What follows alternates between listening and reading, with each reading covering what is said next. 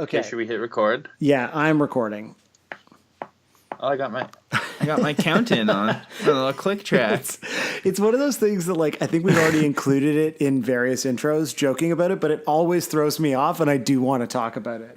I thought I turned it off, but it's always back. It's, Can I turn on the metronome? we should. I guess you can't when you're already recording. Fuck. It's too. We should. Let's stop. Let's start again, and let's make sure we do this right, because I do want to be able to, like, punch in and punch out, and Right. Yeah. feel Or in like, case you want to switch out the instrumentation later on. yeah, just if I feel like I didn't laugh heartily enough at a joke or something. Yeah, that is often a problem on here, isn't it? Do you feel like you don't get enough from me, Josiah? Yeah, come on. Like, I'm not. That's great pun. When I actually listen back, I find that I am way too generous with my laughter. And I think I might be like this in real life, too. And I think it's why people think I'm like a big-time stoner, because I'm just always giggling at everything nervously. But nothing is actually funny to me, also. Right. So you exist in a sort of strange plane of, like, is it because you're so online that your default response to everything is ha ha ha or LOL? Yeah, well, it's LMAO usually lately. But yeah, I think so. Have you transitioned into LMAO? Yeah, what was the wife of the pod, Sarah? She was trying to make ROFL happen again, but I don't know. You know what I really love is the Rafflecopter. I thought that was, like, a great piece of That early existed at a internet time. ephemera. That existed at a time when I thought that those sorts of abbreves were so disgusting that I was really pained by it. So I haven't really revisited it in my, like, post irony. You should. And I mean, I'm using the word post as in, like, posting online. Right, yeah. I think it'd be very forward thinking of you to start responding to people's, like, everyday comments on the internet with, like, the full Rafflecopter ASCII art. It is really funny, too, because a lot of the LMAOing happens with coworker of the pod, Sarah, with an H, who works at Exclaim with me. And so we'll write LMAO to each other a lot. But then when I was in Toronto, I was, like, working in the office right beside her. And I could see that not only was she not laughing, but her ass was also not falling off. So it's kind of... Wow. Josiah, I hate to do this to you publicly, but you should not be... engaging in any way, like, you know, visually or otherwise, with the asses of your coworkers. It's highly inappropriate. Well, I was just more worried that I was making her ass fall off all the time at work. Right. It's actually like a workplace safety hazard. It's a hazard. Yeah, exactly. Well, I'm glad you're not endangering the lives of your coworkers. Yeah. So what's going on, Sam? What are we up to here? Well, you know, I was thinking about how it used to make me really mad when people wrote LOL on the internet, because I was like, no one is laughing. And yet now... Yeah, that was like a big time, like, sort of like when people used to say, like, I'm trying to think of what another thing would be, like, thinking that, like, reality stars didn't deserve to be famous, or, like, all these, like, ancient thinking ancient that Nickelback ways of was thinking. shitty. Yeah, these are just such ancient thoughts now. But they seem so quaint. And it's interesting because I feel like we ascribe that to sort of living in a kind of, like, irony bubble, when in fact I think it's more of a function of the irony bubble bursting and truly having to kind of confront reality, which is that, like, Nickelback is a popular band because they have sick riffs, and reality stars are famous because they are excellent at, you know, branding and marketing in the same way that Coca-Cola is. But then it's okay to follow that. Why is LOL good now? Oh, you know what? That I don't have a really cool, clever answer for. I think just because, like, I put a lot of exclamation points in my emails, which I'm sure we've discussed. Of course you do. Yeah, to go along with cheers. And I feel like LOL You is write just... your emails in YouTube voice. Yeah, I do. I literally write, "Hey, guys." Holy shit. Yo, Josiah, Sorry, that's I haven't real. emailed in so long. Yeah. Sorry, this got lost in my spam. But... I've been getting tons of requests for this one. And then I just recite all the things I bought at the mall. People are like, this is a place of business, man. Oh, hell yeah. But I think maybe it's just like the LOL sort of dulls just how mundane most interactions are, where someone says something and you're like, ah, yes. Because LOL is just like internet hell yeah. Yeah, and also hell yeah is impossible not to say, and I hate it. It's truly infected like every part of my brain, where I just cannot respond to anything with any other two words. So, well, I think a lot of this podcast has been sort of like trying to understand ourselves while we discuss this band that we talk about constantly, but also trying to parse like what is the modern sensibility, the modern sense of humor. How do you be funny when you're being ironic? How do you be funny when you're being sincere? And I think when I think about my own delivery of humor, I liken myself to the dangerous dance that the bullfighter does, right, in Spain, because they is that a matador? I believe is that. Yeah, sure. Yeah, the matador. Right. They dance around this. I don't know enough about it to keep going. Like the sand area where the bull is. They do this. Yes, the sand elaborate, area. Yeah. There's this tension, right? There's this tension going on, and if they're not, you have to be really careful with like each move that you make could be dangerous. And I think my sense of humor is like this too, because occasionally you just make the perfect move. It's the perfect joke that makes everyone laugh, and you've succeeded. You've lifted up that red flag in time for the bull not to hurt you. But you know what happens if you do it wrong, Sam, and you don't get out of the way in time? What happens, Josiah? You could be bored to death.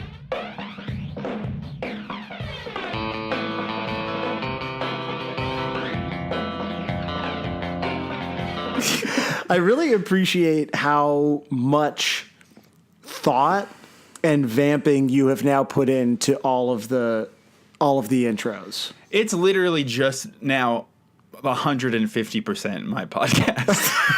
Now, the one job that you used to have, I've taken over. Well, because is it that were you mad that I wasn't like putting that same effort into it? No, like I was into yours, but then I'm just like cursed with this sickness in my brain that makes me think of puns. Yeah, because mine weren't puns. I would just like sort of fumble my way towards a point that hopefully included some semblance of the words in the song title.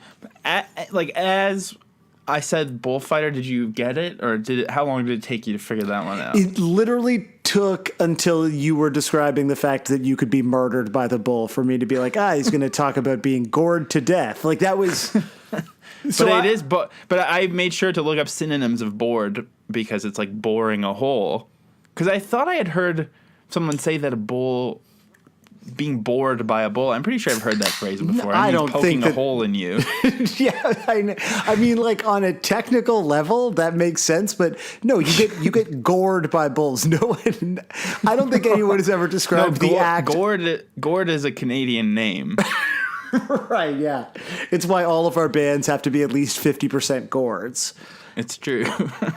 The act of being, murked by a bull's horns, I have never in my life, and admittedly, I'm not like big on bullfighting outside of like I've read some Hemingway books in high school because I had to. And they were good. I just didn't want to make it sound like I was like really well read. So it's like, why though? Well, because like what? Because you're talking to a cool dumb person. You don't seem well read. I'm trying to dumb myself down.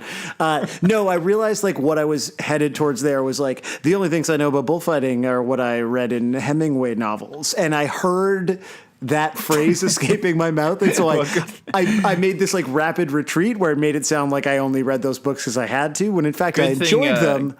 Yeah, good thing you never said that sentence. Thank God. No, I'm not talking into a microphone right now. This is already going to be a bad one for me, I can tell. Yeah, I think the intro should be deleted. Let's start again. With the click track. If we keep the click track, it'll all go smoother. This is why we have the click track, so we could punch in and say like, nah, you know what? The first 9 minutes were not really up to par. Now punch in. Would you say that that's like boring a hole? Yeah, you're boring a hole in the pod. I guess because like boring is like a thing going in. Like you bore a hole in the ground. We bored Yeah, board the plane. Yeah, people listening to this podcast are bored. Yeah, because they have holes in their ears where they're listening. Exactly. It's a really good word that we've now spent 10 minutes truly dissecting. So, Josiah, this is a part of the podcast that I typically do. Please don't take it from me. What's your opinion of the Blink-182 song, Bored to Death? Oh, yeah. You do have a purpose. I have a fucking job, man. I also, like, the Libsyn account is, like, under my credit card, so... That's true. I'm like the sugar daddy of the pod at this point. And I can't remember what the password is, so I can only look at it on one computer. Right. So in that sense, I have the power because it's on multiple platforms for me.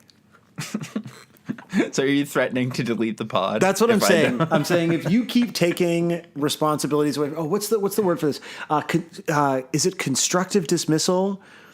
I don't know all this fucking business speak. I don't go to conferences that you go to. Right, where you sort of slowly remove responsibilities from someone's job until it's apparent that you have effectively demoted them, but without actually demoting them in an attempt to get them to quit. Maybe it's that. Actually, I've seen that happen to people before. And, like, why? Is that the thing now? Everyone's so afraid of getting sued that they just have to be so passive-aggressive at work? Because if that happened to me, I wouldn't be like, ooh, my honor has been decimated. I must quit now. I'd be like, this is fucking sick. I don't have any work to do at all. Right. And I still get paid. I mean, what kind of world do these people think it is? I can't speak for these people, but I think for the most part... Don't make me sound racist.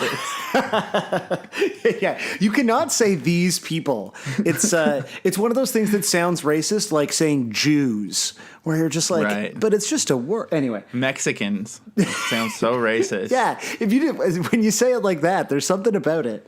You want to go to a Mexican restaurant? No, I think that sounds fine. It's like, do you want to go to a restaurant? There are lots of Mexicans there. Yeah, that is actually straight up racist, so don't say that. Yeah, sorry.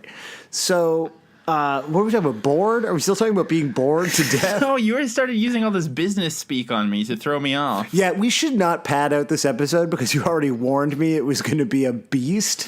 It's a bit of a scroll. I'm not gonna lie. These notes are a bit of a scroll. So the first thing I've written down on here is the word bullfighter. So that's a good start. I always imagine you know when like you go to some sort of exhibit where they have like the journals of a famous person, like here's Napoleon's diaries or Kurt Cobain's journals or something like that, right. And you're like, God, it's so interesting to see into the minds of these just important figures, great thinkers, great creative minds. It's just the idea that, like, at some point, you and I will die, and all that will be left will be Google Notes to myself from me that are like 15 minutes, pee break, and yours are just going to be like bullfight, Steve Aoki. I like that you think that we're going to achieve the same level of like public interest as Napoleon or Kurt Cobain. I just mean when like our, siblings, grandchildren find us and they're like, who was this sad, dusty old man? He obviously peed a lot and was into the works of Ernest Hemingway. Right. Well, I'm a no drafts internet user. So every dumb thought must be released at all times. Right. And there's been about 3 tweets in my life that have been too not worth the potential pushback that I've never done. And they keep me awake at night. And I'll never tell anyone what they are, except for my closest, dearest friends. But other than that, it all gets tweeted. I don't have a draft folder. It's all released, and it's all terrible, but it's out there. So I got no content skeletons in my closet. Have you ever deleted a tweet? Yeah, I've deleted tweets, and I sometimes delete them if they're like sometimes you can't. It's kind of like when you write an article. When you write your own article and you read through it and you're like, oh yeah, this is good. I'll post it now or whatever. But then as soon as it's published, you see all the mistakes. Or like you'll do a tweet that you're like, oh, this is probably funny, and then as soon as you hit tweet, you're like, this actually makes no sense and is completely insane. So I don't know. I've deleted stuff like that. That's fair. But you've never got like in trouble for a tweet, right? No, although someone did try to get me fired from Fast Forward for like tweeting about Steve Jobs dying like within minutes of him dying. Which again is like the too soon thing is so dumb because I'm just trying to get in on the ground floor of these jokes that we're all going to make later on. Well, you didn't say you made a joke. You just said you tweeted about it. You could have said R.I.P. Steve Jobs or like hearing that Steve Jobs has passed away.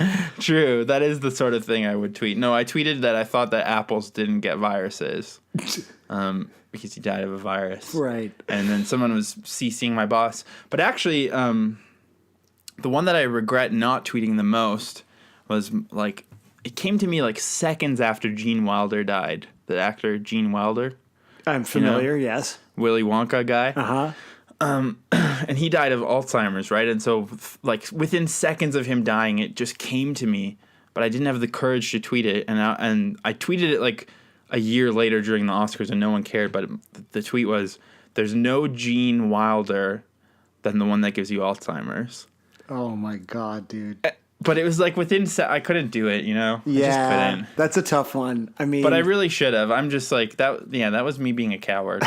Well, at least now you've said it into a microphone. So yeah. The song Bored to Death by the band Blink-182, Josiah Hughes, what's your take, to set the table for how you feel about this song? Haven't heard it. Right. Good. Yep. About what I expected. No, I think it's really, really quite good. Yeah, man. Same. Do you remember hearing this? Because obviously this was the first new song, first song with Matt Skiba. I mean, the stakes were high for this song. And I feel like almost universally people felt that it delivered. Yeah, and also it's funny that you say the stakes were high because maybe the stakes weren't as high as even the band thought, kind of. Like, maybe actually no one really cared that much about Blink-182 in 2016. They could have done anything, and it might have been okay, but this does sound more than anything else from the California era like they're trying, actually. Yeah. But I do remember, like, this was before the pod, obviously, but I still was the guy that everyone texted about Blink-182 all the time. And so somebody sent it to me because it had leaked, like, the day before it was supposed to come out on radio. So I played it on the computer. I don't know. It's weird because when I've been reading about this song on Reddit, there's, like, people who have this, like, meaningful attachment to it, but it seems too recent to have any sort of meaningful attachment. Like, it's hard to imagine how people can have, we've talked about this before, but like instant nostalgia now. To me, I'm like, it was 2016. I like probably had the same genes that I have now.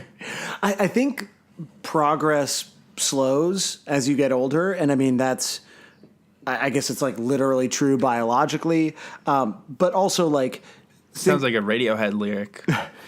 Yeah. In like a spooky robot, Apple Steve Jobs voice. But like, maybe those people, unless they are people that are our age, are like a little younger, where you do form that instantaneous attachment. Like you think of like songs you heard in grade 9 by the time you got to grade 10 were like the most important pieces of art you had ever experienced in your life. Whereas now it does take a little more time for anything to sort of settle in to like your consciousness now that you're old and jaded, right?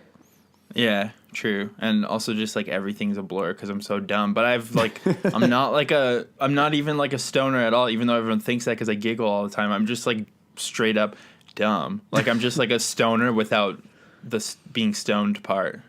Right. It's like a sort of like being there kind of scenario where like you are so dumb that people think that you are like something that you're not, because they're like, you couldn't possibly be this dumb, when you're just like, yeah. Like I'm like, like I literally only want to watch Biodome, as I've said before, and I like love like 7-Eleven nachos still, even though I'm in my 30s. It's like all I think about is those two things at any given time. Right. Those are two worthwhile things. I was like, they're not. Yeah. There's no way to connect them. But like even just being asked like, oh, where were you when you heard this song? And then I think I listened to it on the computer. Like that's all I can think of.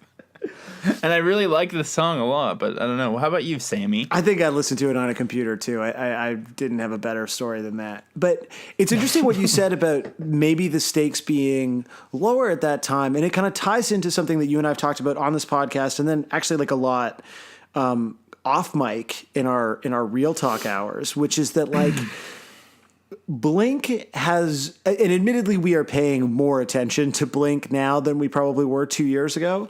Like only a little bit more, but Not much more. And it seems like their relevance to contemporary, at least internet culture, has like, it's never been higher. They've never been more present. You know, there's memes. The Vegas residency seemed like it sort of set off all of this sort of like residual interest and various sort of takes about what it meant that this band that we all grew up with was sort of doing a fucking Las Vegas residency. I think the existence and shocking sort of relatively speaking popularity of this podcast is like another thing that where you're like, this is bizarre. And 2 years ago, I don't know that like the internet was there. You know what I mean? Like, I don't think so.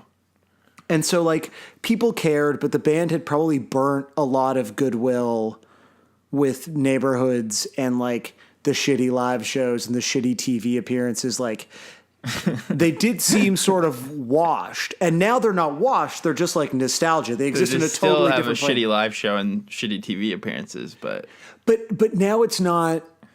Now it's like if Jimmy Buffett was shitty. Like it doesn't matter as much. The other weird thing though, like about their perceived relevance, which I think is correct, they've kind of exploded in relevance again in a sort of tongue-in-cheek internet way, but no one is feeling that way about the new music. Like the new music is only for diehards. Like the contemporary attention paid to Blink-182 is pretty much strictly for Enema of the State and then I Miss You. Almost entirely. It's extremely limited to, exactly those two things.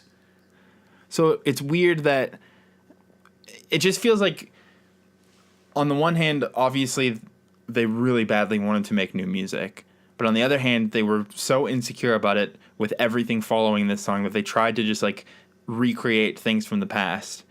But I think they could have been ultimately the most successful if they just like did a tour where they played Enema of the State in its entirety. Yeah, it's funny. You made I thought a very good joke on Twitter, sort of quote tweeting Mark talking about how difficult it is for him to sort of shake off his insecurities and this idea that haunts him that he's never going to write another good song again, and that kind of makes me think that like. I don't know. I don't know why they keep writing new music, because it would be so much easier for them to kind of rest on their laurels, and we have sort of been so endlessly cynical about this album and the bad songs that are on it. But then you kind of like go back and listen to a song like this that I feel like so deliberately repurposes what was good and popular about the band, and it works, and it makes you think like, yeah, maybe maybe they fucking mean it, and maybe. Yeah, and also I think this song so what I think is like all those insecurities, by the way, the joke, in case you don't follow us on Twitter, was that I said he should take his negative thoughts and say nah to them. Yeah, which was good. It didn't do that well. Yeah. I mean, probably it was too mean-spirited. Too soon, as they say. Right, yeah. These fucking people. But I think that all those insecurities, and maybe it is because it was the first introduction to Matt Skiba being in the band, and they've even said that, like, they were just like, this needs to be a good song, and it was the first song they wrote for this album session and everything, so it was truly like the first of everything. And so I think this is those insecurities being at play, of them like being like, oh my god, I'm so old and I need to make a good song, and then it actually worked. But then from there on, I think they just got too comfortable, and then they wrote like She's Out of Her Mind or whatever that song is, and it sucks and it sounds so half-assed. But this song is like, sometimes if you are worried about how you're going to come across and you belabor it and work really hard on it, you end up creating something that's really like advanced and next level. And that's what they did here. Yeah, it's funny though. It's such a fine line between this and Parking Lot, because we said all the same things about Parking Lot and decided that it was a bad song. Yeah, did we though? I think it was probably the usual. It was good by the end. Right, we sort of hedged, and it's got parts that I'm interested in though in the end.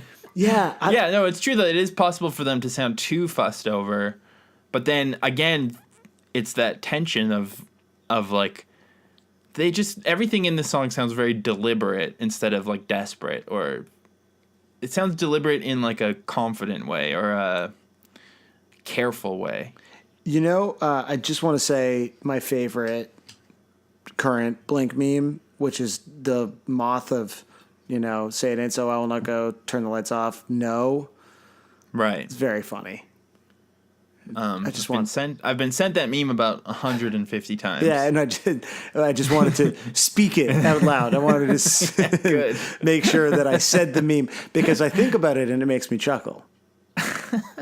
Was that just apropos of nothing? Well, it's just we were talking about all the memes. The wave of, because it does feel really relevant to the song, like the wave of semi-ironic nostalgia for this band that it feels like we are living through. And again, part of it is probably just like a greater immersion on our part. But like, it does feel very real and it does feel very contemporary and very sort of sudden.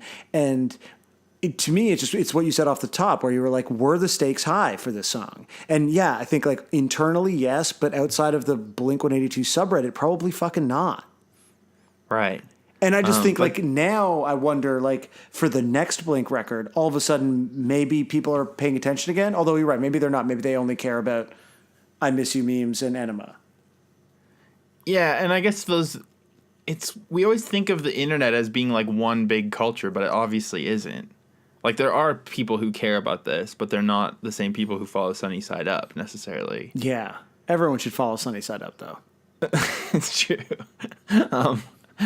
But okay, let's talk about the song a little bit. We should do that. At some point we should. I was pretty grossed out by the drums at the start when I first heard it. And then I obviously, like everyone else, thought that it sounded like a Damn song. Like a what song? Like Adam's song. Oh, yeah. I thought you said like a Down song, like the fucking like groovy metal band. And no, I was like, just like no. I was just being annoying. Oh, pronouncing it wrong. Oh, okay. But yeah, I thought that the drums were kind of irritating. And then I thought the guitar was like, I don't know, everything about it, I was like sitting there at my computer as we've established. Just being like, oh, I don't know. I'm not sure about this. And then the pre-chorus is really where it like becomes amazing. And I'm going to go ahead and spoil right now that we're going to do a standalone exclusive about the Steve Aoki cover and all of the EDM covers. But in general, I do think that this song is kind of written with the same formula of an EDM song because the chorus is basically a drop, even down to the point of it being halftime. Yeah, totally. I mean, this we've talked about them a lot, and I change my take on them every episode that they come up. But this could be a Chainsmokers song. Like it could be like a weird halftime mix of a Chainsmokers song. Like it's a very well constructed sort of pop EDM song with guitars. Yeah. So I mean, that's what makes it really interesting and feel kind of contemporary because you hear the Adam song guitar at the start and you're like, oh, these guys are just fucking repeating themselves. But then the chorus is so good and huge. And it does sound like alternative rock, but like it sounds like how an aging pop punk band is supposed to sound as they get big. Totally. Because they were becoming a pop band, right? And so I think whereas like She's Out of Her Mind or No Future are sort of grasping at punk signifiers that the band no longer has any relationship with. This song just sort of is a very good rock radio song, which is great because like that's what this band kind of became. And I think for a lot of people, that was their introduction to them and that's the golden era. So like, why not just do that really well? Yeah. And also here's what Travis said about the sound. John would be like, Trav, do some of that weird shit you play with EDM or rap artists. And I'd be like, okay. Imagine using the phrase EDM or rap artists. Yeah. What a fucking cop. Every Travis Barker quote just like ends with him repeating the initial part of the first half of the quote. Be like, Trav, play that part, but play it in double time. So I was like, okay, bro, I'll play it in double time. It's like he's just so simple. I'm starting to like him for his simplicity. He's a sympathetic character. I will say that much, especially now that his arms don't work. Right. Wait. Yeah, and I guess another reference that was being thrown around for this song, which I never really noticed until reading about it today, but they were thinking about Stay Together for the Kids a lot on this one. Yeah, I mean, I can see that. I feel like, tempo-wise, I guess right? tempo-wise, yeah. You know what's funny, though? The super affected shitty drums, like just to start right at the beginning, I certainly can see why they are hateable and hated, but I really fucking like it. I think it's one of those, like, dumb production decisions on this record that totally works because, again, if you approach this song as just like, I don't know, the song has to compete alongside fucking 21 Pilot songs on the radio, like throw all the stupid effects you can on the drums. Yeah, I guess, but those effects sound so, like, it sounds like a Fruit Roll-Up commercial or something to me. Like, so, like, pandering to little kids. Yeah, but Fruit Roll-Ups are edgy and delicious. They are really good. That's a good snack. Yeah. I haven't had one in a long-ass time. But yeah, so another thing about the song that we're talking about, Bored to Death. Bored to Death, yeah. I guess Feldman actually wrote the first draft of the chorus. Really? And I just want to go ahead and let you guess what part Mark added to the chorus. Life is too short to last long? Yes, exactly. Which is actually what I was just describing about Travis Barker's quotes, where it's sort of... Because, again, I mean, I feel like we've already said this a million times, but we need to talk about the fact that life is too short to last long is not a metaphor and has no deeper meaning, even though it feels like it does. If he said life is too short to feel long or something, that would make more sense, right? Well, but life is too short to last long. Life is too short to last long. Something short does not last long. That's just, like, correct. It's like saying water is wet. Which is a great, like, Weird Al song. Yeah, I don't know. That has always driven me crazy because it's almost good, but it's like, and the sentiment of what he's saying is kind of interesting. Like, life is too short to be this bored or whatever, but he can't, it's circular. It's a circle jerk metaphor. Maybe it's an homage to, their hardcore roots and the circle jerks. That's what they're saying. They're like, well, Keith Morris once said, life is too short to last long. We've talked a lot about this particular lyric on many other episodes, and it's bad, but it sounds good. And for that reason, I'm extremely fine with it. It does sound better than life is too short to feel long, even though that would make more sense to me. Yeah, you should do in the same way that, there's always covers that are like, what if Tom was on Bored to Death? You should just do what if Bored to Death made sense lyrically and it's otherwise totally the same and it's just you dubbing in on feel. The word feel. Yeah, that's it. It's a real, Mr. Black kind of situation. The other problem is, what are the other lyrics? What even is this fucking spooky-ass Halloween song? Oh, man, it's it's a seasonal spook. I think so. It does feel like they were trying to go for, the self-titled, goth vibes. I don't know. Yeah, maybe to sing the voices in my head are always screaming is just, a bit much. Especially because he sings the word scream again, 2 lines later. And there's a lot of screaming in this. Ooh, yeah. The chorus is very good, though. The chorus is very good. The pre-chorus is really fucking awesome. Yeah, it's so good. And, unfortunately, the Genius annotations, even more than usual, are terrible. Okay. Are they terrible with quotes from Mark that are 17 is an age that people are? I was thinking about that.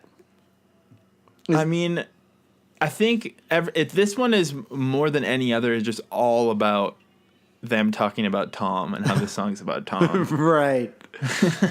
I mean, Like, there's even I didn't even know you could do this, but King Jam 3S916 2 years ago marked one of the lines as a stretch. One of the interpretations. Really? I didn't even know you could do that. that's kind of rude. It's kind of cool. This is like literally, this is a stretch is a hilarious thing to be able to tag, especially on here, because this idea, like, in terms of genius and its both sort of problematic nature and usefulness in deciphering rap lyrics, like, if you're talking about really intricate wordplay and being like, oh, I didn't understand that reference, and like this allows me to sort of better understand the sort of genius of some of the, you know, great writers of hip hop, which is otherwise an impenetrable genre to me because I'm not immersed in it and I'm stupid or whatever. Yeah. You're talking as yourself. Yeah. That was I don't know why I was doing a voice for that, but that is me speaking. But just the idea that then the same platform is used to be like, Mark is really mad at Tom here. It's like, it's just songmeanings.net now. Like, it's not. Yeah, exactly. And that's what we're noticing is there should be more of a hierarchy between songmeanings.net and it's the great flattening of digital platforms that we're experiencing on the podcast right now. You know what's even more sad than any of these sentences that we've just uttered is that earlier when I was on Genius, the first line of the song had an annotation and I clicked it and it said that someone was currently working on that annotation. Oh. And now it's disappeared. So I caught in live time someone had been working on an annotation. Fuck, man, that's wild. We Isn't that cool? Isn't my life cool? This is like, you know how there's those bots that show when people with government IP addresses, both in Canada and the States, are editing Wikipedia articles? It's sort of like, this is like the Blink-155 version of that, where you're like, someone is actively editing the Genius entry for Bored to Death, and you get like pinged by it, and you immediately have to engage. But yeah, man, your life okay, is let's cool. talk about the bridge quickly. Okay. Kind of weird. When I first heard it, I was like, okay. It's like, kind of sounds like a Christmas song with the uh-ohs in the background. This is some true Halloween on Christmas vibes, actually, because it's all like spooky with some of the lyrics. Although, why do I think the lyrics are spooky? Maybe let's not talk about the bridge yet. I don't know. This one feels more... maybe it's like about the rhythm method. I think I met her at the minute that the rhythm was set down. So that to me sounds like Mark Hoppus is advocating for the rhythm method as a means of birth control, which I just want to say like, is, I would love is to not know good, guys. What does that actually mean? Like, is that a reference to something? The rhythm method was set down. The groove is in the heart, or something. Is that what it's about? Yeah. Also, why is the word bridge annotated? I know. It has a quote from Feldy. Okay, about it's the like bridge. the bridge is sometimes what's used between the final chorus. I think I met her at the minute that the rhythm was set down. I mean, I kind of like it in that it's so staccato. It like sounds almost like a Snow lyric or something. I was going to say The Flies, so we're in the same kind of... Yeah, it's sort of like that. It's like snappy, but I think it's really corny and bad. But then I said, I'm sorry, I'm a bit of a letdown. I like that line. In fact, I like all the lines of this part except for the first rhythm method part. Yeah. And then... But earlier you were talking about like finding notes or whatever, and Mark actually found the notes of him writing this down. And it's all like squiggled. So he posted this on Instagram. Just found this in with some old lyrics ideas I'm going through, dated January 2016. Nice handwriting, cool guy. So it's handwritten, but I think this is like from like an iPad Pro or something. Yeah, this is not a piece of paper. This is not real handwriting. This is like he's using a note or an iPad for sure. It's a tablet he's device. using like an iPad Pro with like a Apple Pen or whatever. Like there's a lot of money sunken into being able to make it look like you've written on a sheet of loose leaf paper. So what are the? This is like a good $10,000 spent on making the weight of the pencil look different on each word. Yeah, well, I mean, look, it's important to have that sort of authentic tactile experience, but not actually sully your hands with the tactile tools of the proletariat. But he does. I like that he writes in lowercase. That's pretty cool. he's a He cool guy. handwrites in lowercase. Still a guy who wrote online songs, like he is who he is. Honestly, these lyrics are actually pretty good. It makes me, so the first lyric is, I first remember her, I think I met her at the minute that the rhythm was set down. But that I first remember her just makes me think of Chicks Dig It, even though I know it's that like, I remember you, the best friend of the girl I dated. Chicks Dig It. So good. When are you going to get fucking KJ on the pod? I mean, I probably could anytime. There's a big snowstorm here right now, so I don't think I can go to his neighborhood right now, but sometime. Are you joking? I'll get KJ on the pod. Is this like a Canada joke, or is it actually snowing right now in Calgary? Yeah, actually, before I went to the bullfighter thing, I was going to mention that in the intro. That it's snowing? So So, little backstory. I'm Googling this. I don't believe you. They were going to take the windows out of our apartment and replace them with new ones, but they had scheduled it for while we were on our trip, and I needed to be home to be with the cat, so they postponed it to when we got back. And then finally, after like over a month of waiting, yesterday they took off all the windows of our apartment, like giant 10-foot high windows, and boarded them up. And so there was just a board with like the air coming in from outside, bored to death, exactly. Yes. And then with no windows and just boards up, we had a freak snowstorm. And there's like 20 centimeters of snow, and it's so fucking cold. We have the fireplace running because it's just the air's just there's holes in the wood. Like my friend described us as like survivalist like squatters because we have a fire and a boarded up window. Jesus Christ, dude! And I didn't want to leave the fire on last night while we were sleeping because it seems kind of sketchy. But then like it literally was like we were camping, and like Woody was the cat. His name Woody. I don't know if I've said that on here before, but he was sneezing all night. Like I was awake because he was sneezing because he was so cold. Wait, is that what cats do in the cold? They're allergic to the cold? I guess. No, I think he's getting a cold. Oh. I think I gotta get him some little neocitrin for little kitties.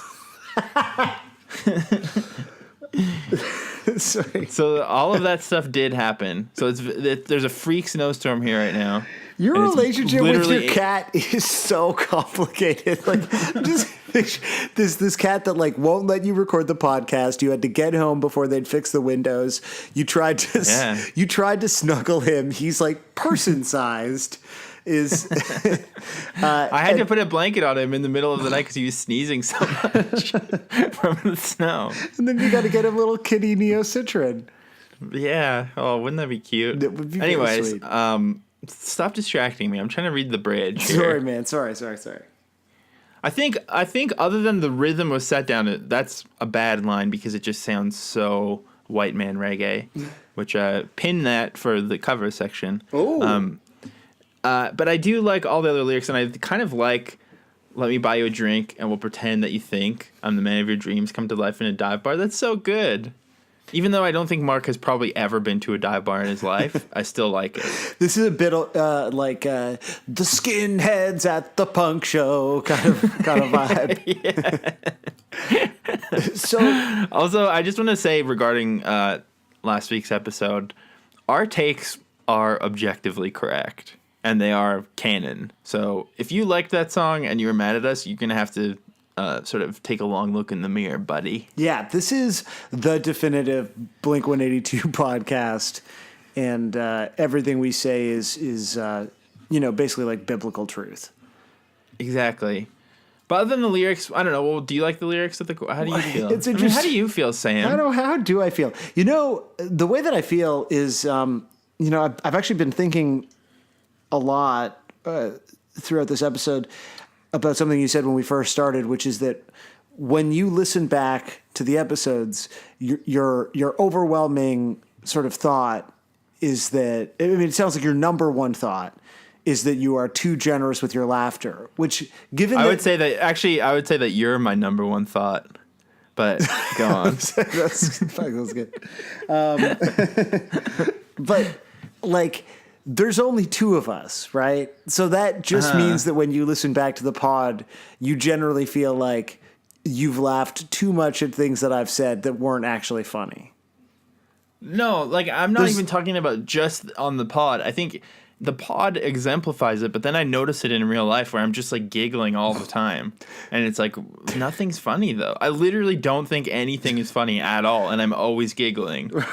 But it's also not fake giggling. Like, It sounds do I like have you're mental actually, problems? Yeah, dude, it actually sounds like you might be very sick.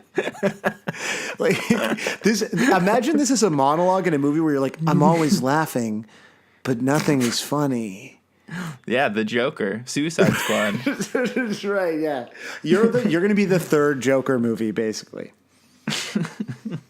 But like, don't you think the bridge sounds like Christmas? Yeah, there's something very Christmassy about it. It's also like, it doesn't feel like it fits at all, now that we're really looking at it objectively, with the rest of the song, which is like this, like, it's a long way back from 17. Like, to me, it feels like this real, I don't know, maybe this isn't it, but I sort of interpreted a little bit about the sort of like poison of nostalgia, with the like, life is too short to be long or feel long or whatever. And that Life is too short to be long is also, I don't think that works. no. And so it feels like there's no her, right? There's no other party seemingly in the rest of the song, unless I'm wrong, right? It's. I just realized that I think the original lyric might have been "Life is too short, Tom D. Long." So definitively, this song is about Tom. Yeah, and Mark met Tom in a dive bar, Right. right when the rhythm, right when he pulled out on the rhythm method, and ranched all over the place. And his friends were daring him to come over and over and over, and that's about them writing Dude Ranch. Well, that is kind of like the question that I always have with all of these new songs. And yeah, I thought that this song wasn't like that, but it is. Like, and also they don't even talk to each other, because Matt Skiba said in an interview, it's easier to say that you're bored or to be angry than it is to be sad. To me, that's what that verse and that song represents, because he wrote the second verse, I guess. And also, why is he talking about a tiger in a tree? Is that like a old-timey metaphor? Is that a reference to something that I don't know? Like, that would be a nice annotation to have in here. I don't know. I just Googled it, and mostly I'm getting, tiger stuck in tree. This is like, oh my God, I'm you now, dude. You've like infected me, where I was like, literally like, a rescue tiger plays with Christmas trees. Blink. The tiger blinked. Yeah, that's, fuck, man, my goddamn brain. I mean, Woody is basically a tiger, so I like that in that sense. Oh, that's interesting. Have you ever had to like rescue him from any perilous situations?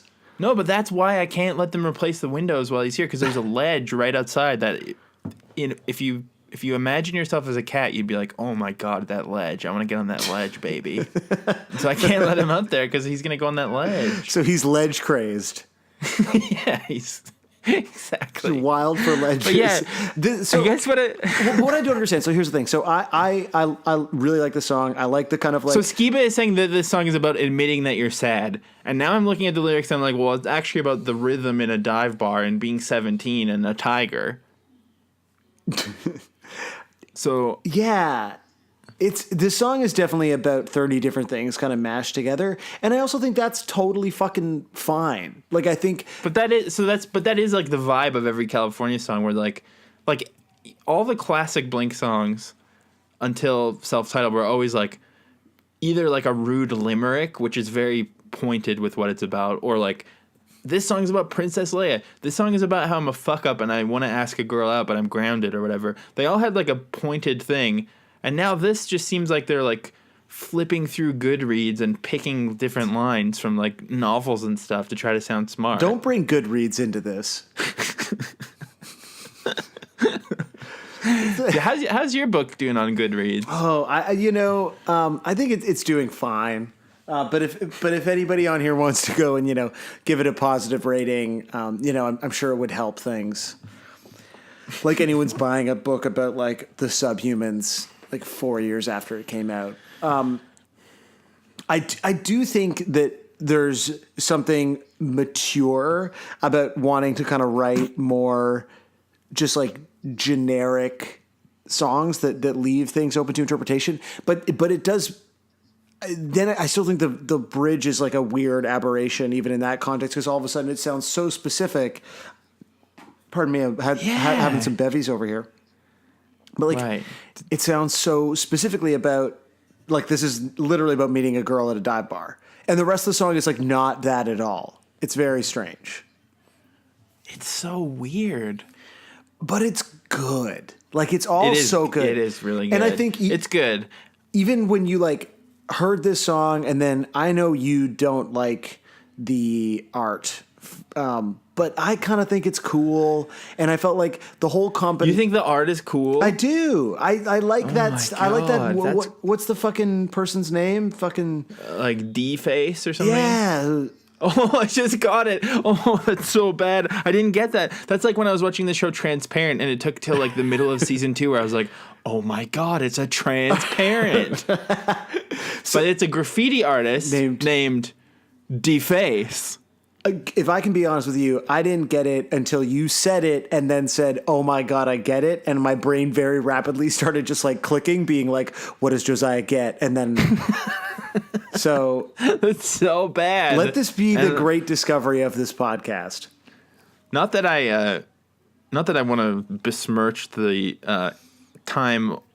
age-old art of wordplay, but... That's terrible. Right. That is awful. That's too much for you? Deface. Transparent is really bad too. I mean, that's just like atrocious. I feel like I had the sort of same thought about Transparent, where I was like, really? It's a little... Yeah, it's a bit much, yeah, guys. It's a bit... but you know... But life is too short to last long. Yeah. I don't know. I also thought that one thing that did... Okay, 2 things. The bridge also... Only 2 more things? 2 more things, and we're calling it quits.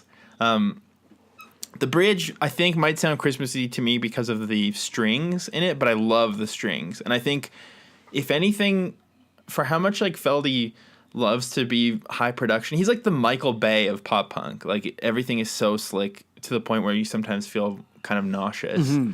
But he doesn't often like put these little bells and whistles in there as much as he could.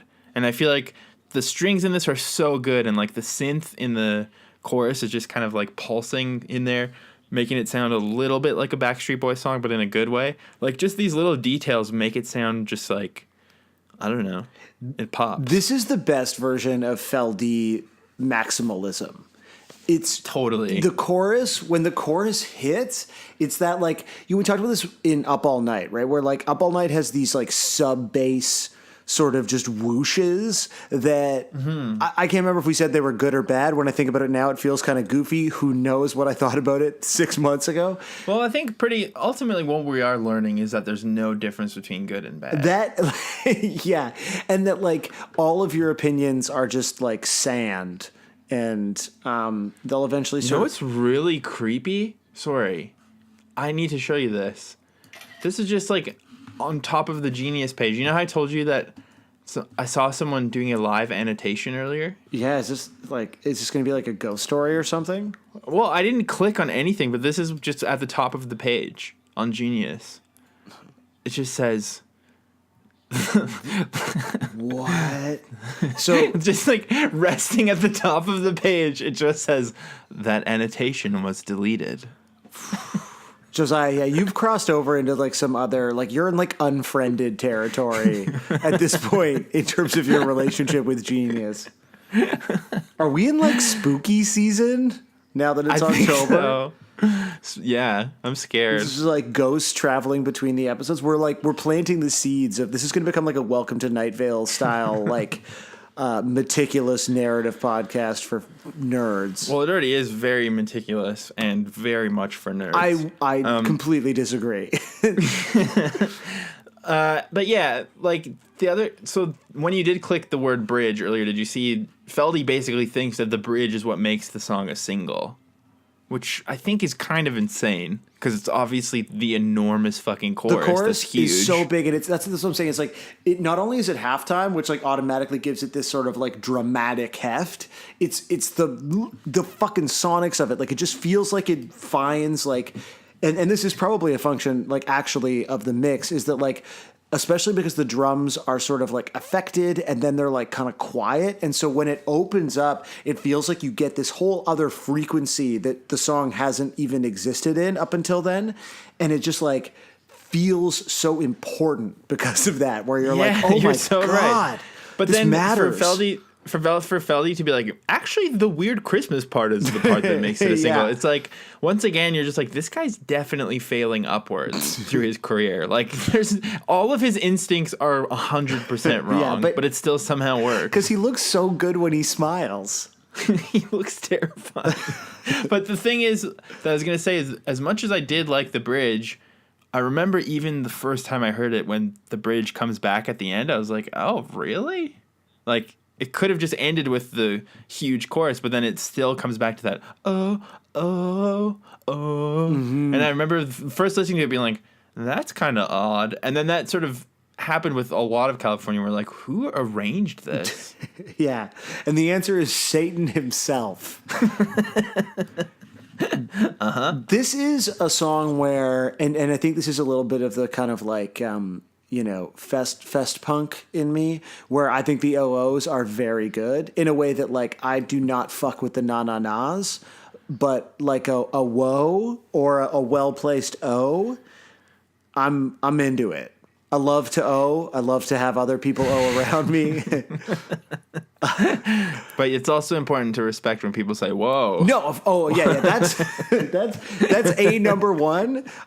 Is listen to people's woes, and And then you'll eventually, if both parties are consenting, you'll get an O. Yeah, exactly. Consensual O's, I'm here for. And so really, "whoa O" is actually a very powerful statement because it's about consent. That's interesting. Maybe that's what the song's about. Like, let me buy you a drink, and we'll pretend that you think I'm the man of your dreams. It's a little bit about deception, but ultimately, it really sounds like a pickup artist line, right? Actually, but then clearly there's the redemption. Because he got all those O's at the end. Yeah, exactly. Like maybe then the chorus of like save your breath. I'm bored to death. Like I'm bored of my pickup artist techniques, and I'm fading. And then he comes early, so that's why he's like, life is too short to last long. Yeah. Oh, sorry. It's not usually like this. Life is like this, though. Yeah. So this song is just about a shitty, gross pickup artist dude. Yeah, who like that is literally the most sensical interpretation that you could come up with from this. Once again, because the podcast is everything that we say is canon, so it is written, so it shall be. Now we just got to become like active participants in the Genius community and be like, so Mark was a contributor to Return of Kings, and which, by the way, rest in peace. I know. Well, actually, rot in hell, but it is over now. Return of Kings. Like, so a massive digression, but this is like one of those things where you're like, yo, does like reminding people that something sucks actually work? Because that's it. It's just like all of their revenue dried up because no one could advertise on the site. They couldn't sell any of their fucking shitty books on Amazon. And that's it. And the site is over. Hey, just like quickly, we can delete this part later. But does that mean there's going to be like a whole audience of people that are going to be like looking for a place where they belong? Whoa. That we could potentially market to? Yeah. Okay, so yeah, we'll definitely delete this part. But like maybe we can like run some like targeted Facebook ads at like... I guess Jordan Peterson fans or what if we like record an alternate podcast where all of the things we've said that are woke, we say the opposite thing, but we just have different names. Yeah. And we'll do a totally different pod. Yeah, totally. 155 blank. I don't know. It's just all right. So anyways, back to actually before we move along, I've got there's a lot to get through, Sam. I don't believe it. Focus here. Given that I was looking at like tiger videos, I already have such a terrible fucking feeling about this episode. But yeah, I wanted to sort of rewind to earlier when I was talking about the instant nostalgia that I like. For me, the nostalgia is I was on the computer when I heard this. But probably some of your favorite memories were formed in front of the computer. Like literally all of my memories, and the memories only go back about 2 weeks, but those are all of my memories. But anyways, someone on Reddit, Zizzle32, Oh, yeah. shout out to Zizzle32, but they said... I'm more of a Zizzle 31 fan myself, but it's fine. They said, a depressed 15-year-old discovered Blink from Bored to Death. They created my love for music. And then they've shared a 2017 top 100 songs, which I don't want to split hairs here, but almost none of the songs are from 2017. They're just like songs that they like now that they like music. Yeah. Kind of crazy. Also, I do think I like the storytelling technique on display here. A depressed 15-year-old discovered Blink from Born to Death. They created my love for music. Are they the depressed 15-year-old? Okay, now you're just being a dick. That's Now you're just being a grammar Nazi. Oh, wow. Those are our people now, man. Be good to them. No, that's on the alt pod. Sorry. Oh, my God. We're going to have to make sure we, check beforehand. Which pod are we doing? But I don't know. Could you imagine being 15 and being depressed and then hearing this song? That's really cute and nice. I like it. Well, again, I think, we see everything through, the prism of our own experience and just saying, I don't know. There's 15-year-olds who this was their first song, and more than other stuff where we're like, this could be someone's first song and blah blah blah. That's really nice. Yeah. But then we're also, despite us saying that it's really nice, it's very easy for us to dismiss these people and laugh at them, and we're not alone. Because I want to share with you another thing from Reddit that I found. There's a three-person talk about it. It starts with Polar Alchemist. You can read that one. So I'm Polar Alchemist in this. Yeah, and I'll be the two other people. Okay. What's do I have any backstory or Polar Alchemist? Well, it's not defining. No, just like a sort of doe-eyed. I actually don't know what doe-eyed means, but I say it all the time. Right. Just like a fresh-faced teen. Okay. Who just loves everything. Pretty much basically you, but with a higher voice. Okay, yeah. Here we go. This song is the defining song of summer 2016 for me. Probably the best summer of my life, actually. And then Master K 55K or I don't know, some fucking long ass name. But they replied, somebody got laid that summer. And then El Scorcho 91 wrote, did mom let you have 2 Slurpees a day instead of just 1? Rude. Why are they so needlessly mean to that person? I think it's because it's really hard to believe that someone could have had the best summer of their life in 2016. Because, I don't know, your best summer of your life probably has to happen when you're a teen. And when you're in your 30s, like us, the thought of a summer being the best one is kind of there's no fucking way. I probably had to get an oil change, and then they told me that something was rotting on the bottom of my car, and then I had to deal with all this other fucking bullshit. I don't know, some terrible garbage probably happened every day that summer. How much of your car is rotting, Josiah? It makes a really weird crunching noise when we turn. It's fine though. It's fine. No, yeah, it's totally good. You haven't had good summers as an adult? No, I don't know. Probably not where I would be oh, that entire summer was good. If I had good weeks. And I know it's different because you have this group of people that you're deeply in love with and you go to the lake together every weekend. So that you probably, I feel actually you every summer say that it was the best summer of your life. I love having a magical summer with my pals. That's true. I no am doe-eyed question. as fuck. I am legitimately Polar Alchemist 99 or whatever. Yeah, and every summer I'm just drenched in sweat no matter where I go, and I'm the fan broke or it's full of dust and I have to clean it out, and then I'm I should go get another fan. I remember seeing them at the store, and then I go, and then all of a sudden they've sold out of all the goddamn fans, and I'm so angry and irritated. I don't like it. Well, summer sucks ass. The actual sort of season itself, it has its pros and cons, but do you remember did you have a best summer of your life as a doe-eyed, fresh-faced youngster? I just don't think that it's possible for a period of time that long to be that amazing.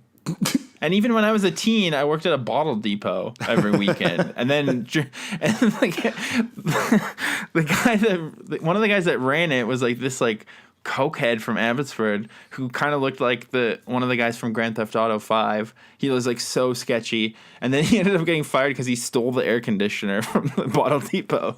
But regardless of that, I remember him like calling me every day and trying to make me work every day that summer. So I just remember being at the Bottle Depot all the time and being like, this fucking sucks. I want to go back to school, which I also hate. I'm so sorry to hear about your Bottle Depot summer. We'll talk about the Bottle Depot more on like an episode where there's less. Yeah, let's like get into the Bottle Depot. We're gonna have to park for now, I think. But definitely every summer, and I feel like maybe every weekend is like the best weekend of your life. Listen, I love to be positive, and like every day is a gift, you know. Yeah, but some gifts are fucking bad, and you want to return them. Right. But then that's the thing, is like you return it, and then you get something else. So maybe you had a bad Saturday, but you know what? Here comes Sunday. You can do it again. I think what you're describing is privilege. Yeah. No. So this song was like the first of everything. First with Skeebs. First. And it was also their big comeback introduction. And it all culminated with this deeply embarrassing live on Good Morning America appearance where they played and they did an interview that is just horribly embarrassing. I'm going to play audio from it in a second, but first, on the link I sent you, I want you to skip ahead to the 1:15 mark of the video and just look at everyone's facial expression as they look at the interviewer. It's just like... Oh, my God. Well, they're being interviewed by that guy who was... I think this guy's Canadian. Oh, really? I don't know who that guy is. He was on The Bachelor, and he used to be a He's more tan than man. Yeah, he's very, very tanned in this, but he was on The Bachelor, and he's a football player. He's like they have him sometimes on football shows as an analyst. I don't remember his fucking name though. But they definitely all are like. Matt Skiba looks like he's like hungover in a John Hughes movie with those sunglasses. Mark literally looks disgusted. Like, his facial expression is disgust. And maybe it's Travis's goatee, but he looks like he's about to murder this man. Yeah, these are not people who are excited about where their life has led them in this exact moment. But let's listen to the audio of how great this interview is. Blink-182 here ahead of Friday's concert. This is their big live TV debut with their newest member, Matt Skiba. And he's joining Mark Hoppus and Travis Barker on their 7th studio album called California. And they're getting ready to kick off a nationwide tour in just a few weeks, guys. Great to have you here live with us in Times Square. And starting off, we understand that founding guitarist Tom DeLonge is no longer with the band. I know there's been a lot of back and forth as to why. But Matt, I want to ask you, this is the first time that you're sitting down with us as a new member of the band. What's it been like to be the newest member of Blink-182? It's been great. I just want to say that the delivery of that question was so Tim Heidecker on Cinema. That, like, what's it like to be the latest member of Blink-182? Is like so it cannot be replicated. And this is also where, like, just the absolutely surreal nature of being this band at this stage, like it must be so overpowering. Like, imagine being Matt Skiba. You know, like we had Jessica Hopper on the podcast. What feels like a fucking lifetime ago, and she, I thought, had some really interesting stuff to say about. At the time, it was like the Vegas residency. And she, a million fucking years ago, you know, worked publicity for Alkaline Trio. They're all from Chicago. And she's like, look, these are guys who, like, instead of going to college, they, like, got in the van and went on tour. Like, they don't have a fucking 401k or, you know, they've literally given their lives over to this sort of particular kind of, like, dream of being in a band. And so, like, that's why they got to kind of keep grinding it out. And to be one of those people that kind of, especially late in your career, gets kind of plucked up, and it's like Alkaline Trio and Matt Skiba and the Secrets, you know, was probably not like a tremendously lucrative fucking life for this person. And to just be like, now you're in the middle of Times Square on Good Morning America being interviewed by this tanned gorilla. And everyone behind you is like, looks like they're falling asleep. No, and this is also at a time where no one gives a shit about Blink-182. Like, truly, no one fucking cares. And you're going to get up here and you're going to play a new song that no one's heard. And you're the new. They also to make it even more hellish. They also played the rock show and All the Small Things. Oh my God! I mean, they had to, right? It's Good Morning America. Yeah, you don't look. You only get one shot at playing Times Square. Good Morning America for this tan man. All right? He's a. You don't want to blow it. A very cool tan man. I can't remember if they say more stuff, but I even just love how he immediately. Oh yeah, actually, I think the next question is even worse. But I love. At first, I thought like, oh, he's really being like a hard hitting journalist, but I think he's just so stupid that he was like, oh yeah, your guitarist quit, and you guys really don't like each other, and it's really awkward right now. So Matt, what's going on? How does it feel? It's like so awkward. But I think the next question is even more awkward, so I'm gonna keep playing it.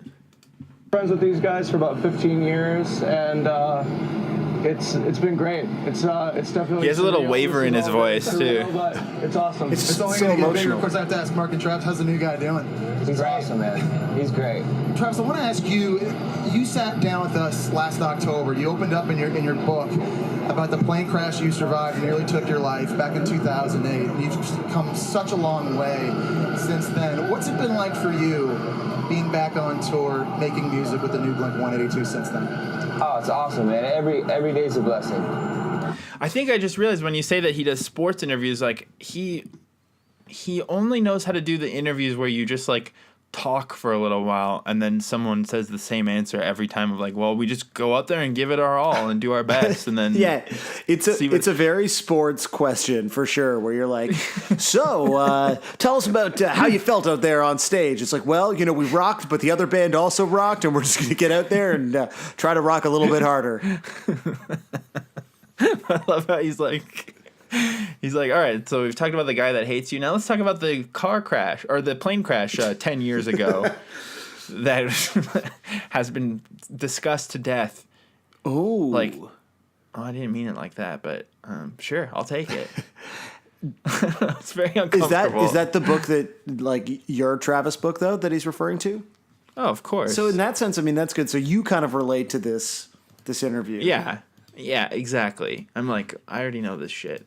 But yeah, so I thought that Good Morning America thing was really uncomfortable, and they played it really badly, and they played it really badly on Colbert too. I remember like sort of at the time that this all unfolded, the song had me really excited, and then everything that followed it just made me more and more disappointed, including the music video, which I think is pretty bad. I listened to the song. I didn't watch the video, and I can't, because when it came out, there was a lyric video, right? It was like one of the Dexter Holland lyric videos. Mm-hmm. I can't even picture the actual music video. It's like, well, which is the sort of thing I should have watched before this podcast, but like, basically can't be bothered all it is to do any work. Yeah, that's fine. I mean, honestly, I don't blame you. You've been having every day is the best summer of your life. It's fine. But the music video is like them playing. You're making fun like of me, but that's like I think a very adorable sentiment, and one that, you know, might not actually be true, but I think is something that personally I aspire to, and maybe we all could, you know. I don't know. I prefer the grumpy life. I like it better. No. Look, grump life is a good life. I'm just, you know. So it's kind of good that you haven't seen it, because the next thing I'm going to play is really fucking... I mean, look, we don't have to reveal who our guest is yet. We do have a guest, though, right? We shouldn't reveal who the guest is, because, like, we haven't recorded the interview with the guest yet, and... you know, like, it could go sideways at any time. So let's...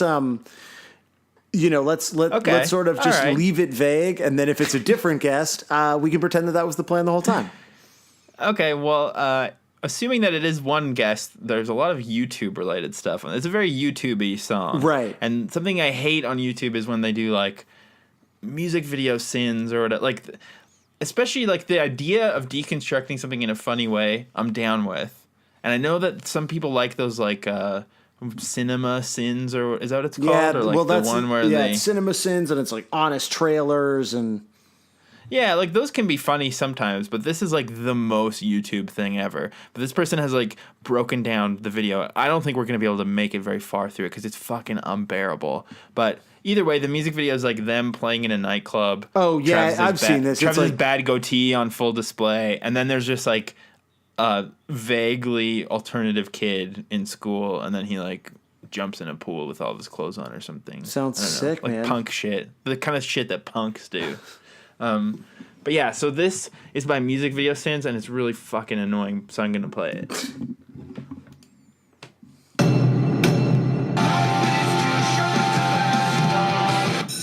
Jesus, every student is out of the hallway and in class before the morning bell? The hall monitor must run a tight ship. Want to pump up your fellow classmates? Ask them a question on a poster and then immediately give them the answer. Sexy high school teacher cliche. Just like Jacob's sweatshirt video, we're back to the passing notes in class bullshit. Sorry to say, no one back in the day was cool with just taking the note and passing it on. It was never this easy. Also, who the hell is passing notes in high school these days? Isn't everyone just texting or Facebooking or Snapchatting under their desks? Also, this note takes an absurd amount of passes to get to its recipient. Ball it up and throw it next time. Blink-182 rips off a Blink-182 guitar riff. How can you be bored in class like this when your teacher is playing the role of half the women in YouPorn movies? Oh my god! I already am so mad about this episode. Like this has made me mad about this entire endeavor. Because it's basically what we're doing. I know. I'm like, okay, cool, that's me, Like, and I. What kind of person does? Yeah, that was like a real like Blink-155 Sins or something. The lyrics actually don't make any sense. Bing. It's about Tom. Some of those Bing! things are such stress. So stressed, or I mean, stretched. There's such a stretch. It was like, who passes a note like that? Don't pass it. Just throw it in a ball next time, and then it'll get there faster. By the way, why aren't you Snapchatting that note to her? It's like, who is that guy doing that voice, and why is he allowed to exist in society? Well, it's funny because I mean I think this is born from a trend of like, you know, in my mind this starts with the like how it should have ended, and then shit like Honest Trailers, which like I know, I think those are all problematic in some way that I've like only vaguely aware of. So I'm not trying to sort of promote shitty Kind of sounds like you are, people, or yeah, I just can't keep track of like who is canceled on YouTube anymore because it's like sort of everyone. But there's hey, if you get canceled on YouTube, it'll be like Arrested Development or something, and you'll end up coming back on Netflix. No, I don't know. I'm not. That seems like a real stretch, but. The point is, I think like they tried to take a formula that like it's easy to make fun of, like, because there are a lot of cliches in, say, like action movie trailers that are worthy of lampooning. The same thing is not true of just like a Blink video. Like again, I recognize that that's basically the entirety of what we do, and instead of it lasting 3.5 minutes, it lasts 3.5 hours. So I should probably just shut the fuck up. But. Well, my problem with this video is not like, the teacher's too hot, but it's like instead like the music video is just kind of boring. That's all. Yeah. Like there's just not a lot going on. I'm not like, the classroom. What kind of lighting is this? Is that your YouTube voice? Like I can't. That's tell. my YouTube. Yeah, Okay. like fast talker YouTuber voice. Okay, That's what it is. That was good. Yeah, I'm going to skip a thing. I wrote down a reaction to the video because I was in YouTube mode, but it's like so bad. Like seriously, the amount of YouTube content surrounding this song is atrocious. In fact, as a nice little palate cleanser to bring us back to the real pod spirit, I did find one piece of deviant art related to the song. Oh, thank God. So this was uploaded by Laura Swiftfoot, and it's entitled Bored to Death. And it really seems to have nothing to do with the song at all. But if you scroll down, you'll see definitely it is about the song. And I didn't even click this, actually, but you can watch a video of her drawing it, except it's unavailable and deleted. Oh. But either way, this definitely looks like Christian furry art. Yeah, it's extremely wholesome. They're just two furries walking down a silky hallway. Yeah, what kind of seating is that? I don't understand. That's very and odd. it's like Is it a seating, barber shop? but like seating in front of what? Like a window to like a sunset. It looks, or like the apocalypse is happening outside. Yeah, it looks like, you know what it looks like? It looks like Mars in Total Recall. Or maybe it's like Left Behind, because clearly that one fox at least is a Christian with that cross necklace. Yeah. Actually, the other one too is wearing that sort of puka shell neck. They both look wholesome in like a very youth pastor kind of way. Yeah. And I believe he's drinking a Mountain Dew, because it looks like that's the Mountain Dew soda machine behind them. Oh, yeah, because he's holding like a green can, and I would not have put it together if it wasn't for the fact that they had, put the dispense mechanism in the shot. Well, the lyrics that are quoted is the part about the dive bar, so I think that this is meant to be a dive bar. But it's like, are Christian dive bars just fucking Mountain Dew emporiums? Well, actually, the user did write, yes, in the lyrics I'm talking about pop, or some people call it pop. My characters don't drink. So there you go. They don't. These people don't drink, and she did write God bless. So I think perhaps this is a Christian anthropomorphic furry interpretation of the song Bored to Death by Blink-182. So I just want to say that's what Blink-155 is, motherfuckers. Yep, that's it. So back to YouTube hell. You know, but it's so funny because, you know, we talked about this when Up All Night came out on the pod. When Up All Night came out, we talked about it on the Up All Night episode. Oh no. But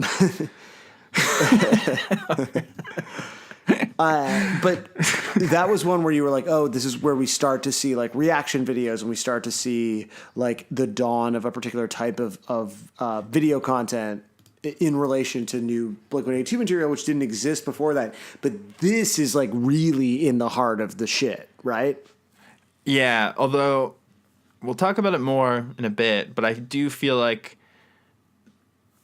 during this time where YouTube is so deeply entrenched in the culture, most people are less creative now, because they're just, it's like we're all so overstimulated by online that we've just like, we don't even try to stand out. Like, there are so many fucking acoustic covers of this song that I've listened today. I didn't write down any of them because luckily I found some gems, but for the most part, every cover is like completely uninspired. So I think that like maybe people are so tubed out now that they just don't even try to stand out, whereas when it was a novelty in like in the early 2010s, people were sort of being more creative with this new product. That's interesting. I mean, like, I feel like that's probably just fair about all of YouTube, and probably like reflected in the bored to death content that we are currently enjoying.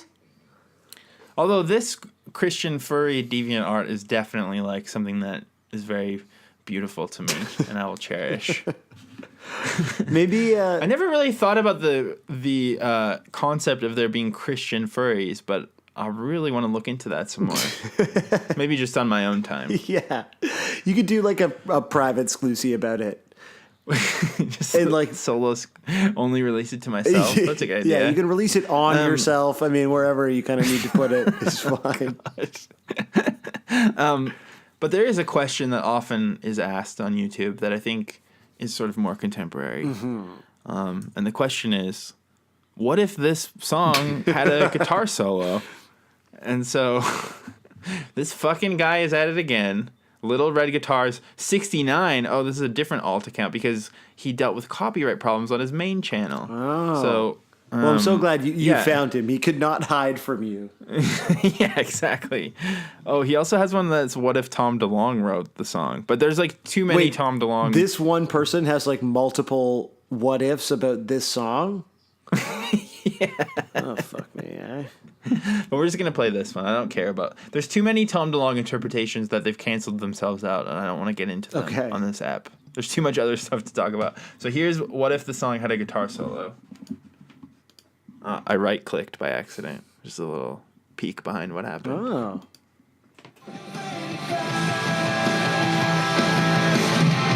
Life is too short to last long.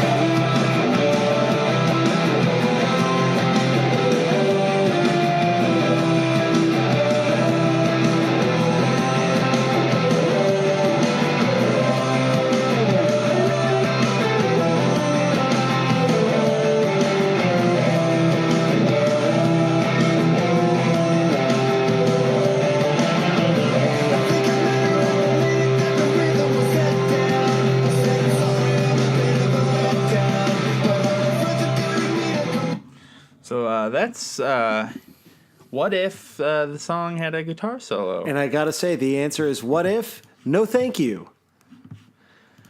Well, I actually wanted to respond to that question with another question. So I have a little something prepared. So I was just wondering if you would. Yeah. When I say go, could you please start the pod at like as if basically what I'm wondering is, what if Blink 155 had a guitar solo? So like could you just start the episode again with like your welcome phrase? Okay. Wait. So okay. Are you 1, 2, 3, go. Welcome to Blink 155, the internet's only Blink 182 podcast with a ripping guitar solo. I'm Sam Sutherland, here with Josiah Hughes, talking about the song Bored to Death by the band Blink 182. Josiah, how are you doing? Okay, that actually whips ass. Yeah. I think we should always do that. Dude, every time we do like some little like minor production thing where like we talk over music or something like that, I always think, damn, it wouldn't be that hard to be a way better podcast. Could you get any better than what we've been doing here, though? That's really, I don't know. You could, but I don't think it would be worth it. I would like it if there was a guitar solo underneath everything that we do. We should totally just like the only editing that I'll do will be, editing out you yelling at Woody and then just adding a quiet guitar solo for like the entire 3-hour duration of this episode. Yep. All right. Well, we're almost actually at the long end of the tunnel because there's a lot to go, but we're almost at the covers. But before we get to that, there's one more precious gift that we've been given, which is a Bored to Death parody. Oh, good. So this is, I think... How does this compare to Hobbyist? Which, like, I think about Hobbyist a lot. That is... I mean, the first is always the best. Yeah. I think that this... I don't know. Like, I feel like... this person has a parody of 5 Seconds of Summer called the SJW song. Ooh. That's a good start.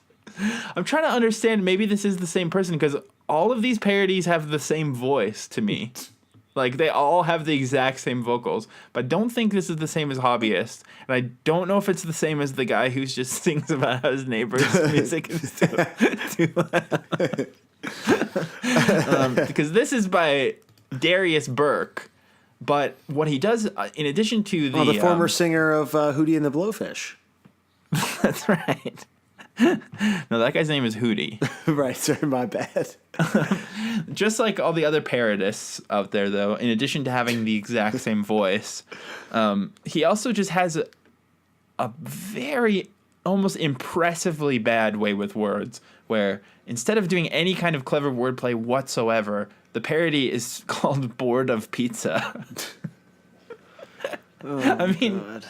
It doesn't even rhyme. But in the description, he's written, "Pizza addictions can kill. OMG," in all caps. So this parody's 4 minutes long. I don't think I'm going to play the whole thing. Is the song 4 minutes long? No, it's not. Should we play the whole thing?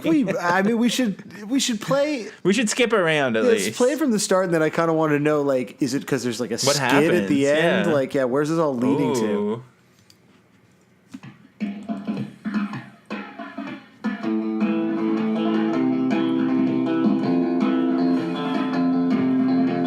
There's so much pizza in my house right now. Yeah, we gotta listen to this whole thing. I have a giant addiction. I think it's the Hobbyist guy. For me Right? and my girlfriend's almost like a fetish. Maybe he just has multiple accounts so that he can get maximum Having reach. sex with pizza in the bed. Now it's a long way back from one slice. I've had about 8 billion slices this week. I'm sick. Save my appetite because I'm bored of pizza and it's really bad. Some fetishes never last long. Huh? Back on Earth, I'm constipated and I can't take anymore.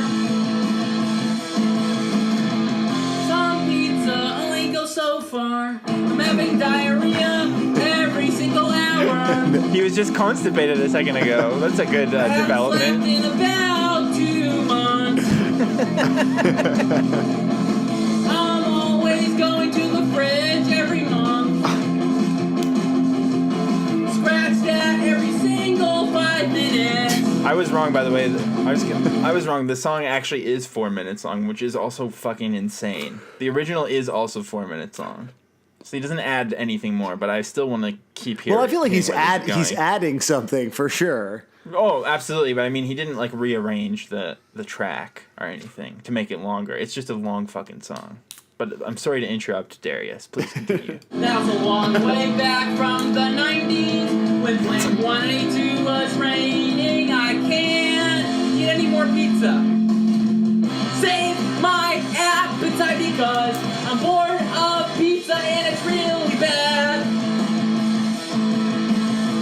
Some fetishes never last long. Was he singing his fetish for pizza? I feel like earlier there was a thing that he was saying about like having sex with his girlfriend in the bed full of pizza, but like I couldn't quite hear it. I think we were quite rudely talking over it. So maybe there's a lot happening here. So he's constipated. He has diarrhea. Well, he does say back on Earth, I'm constipated. So maybe when he's like, so it's like a Tom thing. He's like to the starsing. he has diarrhea in space, So he's- and then back on Earth. So he's got space shits. So he has to go to space to shit. And then he comes to Earth and he's constipated. But it sounds like maybe he has an earthbound partner. And so he's constipated, but he needs the pizza to sort of come over and over and over. I guess what's really throwing me off is that some of the lines are repeating, because otherwise it definitely sounds like it's improv. Like he just hit record and improv the whole song. But this has clearly been written down. Yeah, that's the thing is like, it's the same with the guy who's singing about his neighbors, like keeping him up, where... And because it is literally probably the same, like they sound identical. I think so. There's only one person on the internet, man. They're all me. Yeah, I have no problem believing that. All right, let's at least get through the bridge. Okay. We haven't even made it through the halfway mark. Jesus so I don't Christ. think we can do the whole Okay. song. Stands. Someone please call 911.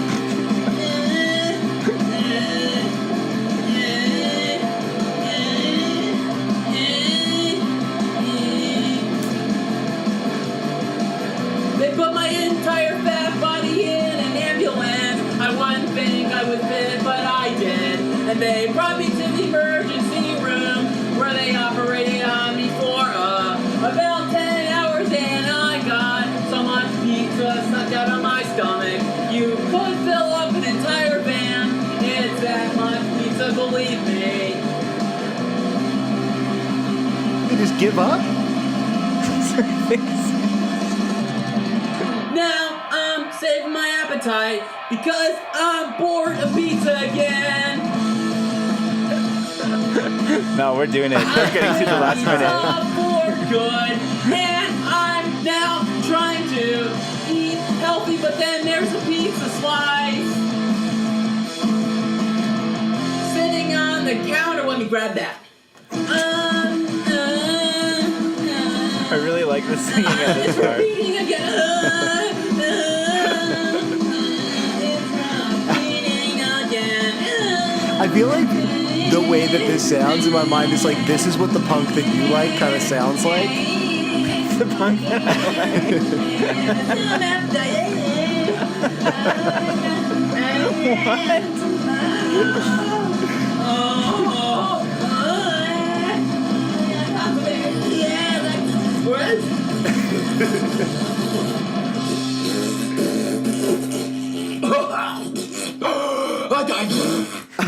Okay, that was worth listening to the end. Yeah. Absolutely. Darius Burke. Let's get Darius Burke on this episode.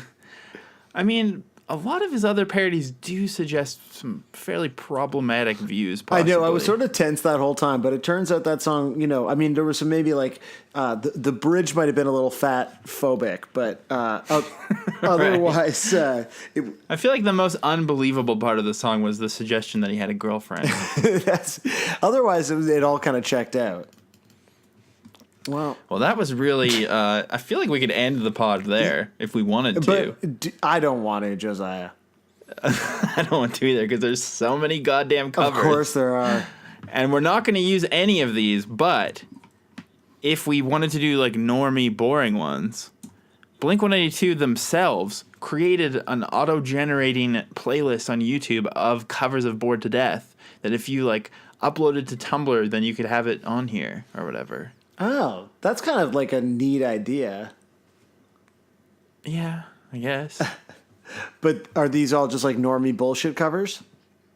Actually, one of them I did write down. I'll play the one I wrote down first. But yeah, I mean, it's even funny because the first one on their own playlist has Tom vocals in the title. So it's like, Oh, wow. kind of admitting defeat by including that, guys. But no, the one that I did write down is by a guy that we played recently because he did an annoying pop punk cover of a song. His name is Seb. Oh. Sedorba or something? Yeah. Seb Sedorba. Are we already repeating ourselves here? Yeah, a little bit. We're going to repeat ourselves a bit at the start, but then it's going to get wacky. So let's keep going. I'm going to start with things that are familiar, and then we'll just move on from there. But this is Seb Sedobra. Yeah, this is the guy who you said that you couldn't handle his emotes. And I also find it, like, in this video, very disturbing to look at. This is just such a YouTube-y song. The way that this guy acts, he looks like a Fortnite celebration thing. Like, just, I don't know. Okay, so this is his old Blink style cover of the song.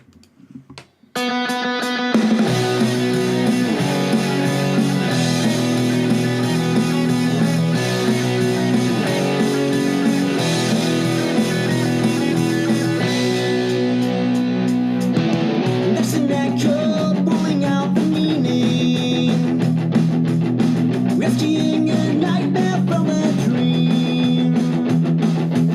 The voices in my head are always screaming. None of this means anything to me. And it's a long way back from 17. The whisper turns into a scream, and I'm not coming home. Safe zone through a million or to death, baby. Okay. As soon as I started it, I realized that I actually do love the way he emotes because he does this thing where he puts his chin so high up in the air when he sings and smiles, and it is 100,000% a Kyle Mooney character, and so that makes it good. I fucking loved that. Of course, Yeah. and yeah, this is some punk that you like. Exactly. And this makes me not want to defend pop punk at all when I hear this. I'm like, oh, this is corny as hell. But that doesn't feel, I mean, like the way that he's like affected his vocals and stuff, like it's a little defend pop punk, but it doesn't feel like, it feels more like sweet and innocent. Defend pop punk feels like the most calculated possible version of just like weaponized nostalgia and like often like casual misogyny. Whereas like this was just like, it was a nice time. Although I thought it was funny how like the punk beat was sort of like programmed or played wrong, so it wasn't actually like double time. Yeah, like it was like a polka beat. It was just like doon dot doon dot doon dot doon dot doon dot. We've all tried that and thought maybe I can get away with this, and then realized no, definitely not. Doon dot doon dot. So keeping it in the normie pop punk realm, we gotta hear from our boys, constantly getting a passing grade from the pod, Future Idiots, just some of our favorite guys out there. They did a cover. I don't know. Well, here's what they wrote. We recorded this song for 3 reasons. Blink-182 is always awesome to cover. Their new album single kicks ass. And we thought it would be a nice change of pace to knock out an acoustic version. Oh, no. I didn't realize this was acoustic, but I've already introduced it. We got to see this so now we have to hear That's it. God damn it.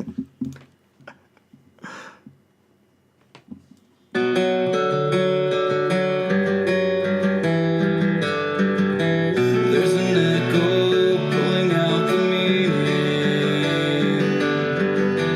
rescuing a nightmare from a dream. The voices in my head are always screaming, and none of this means anything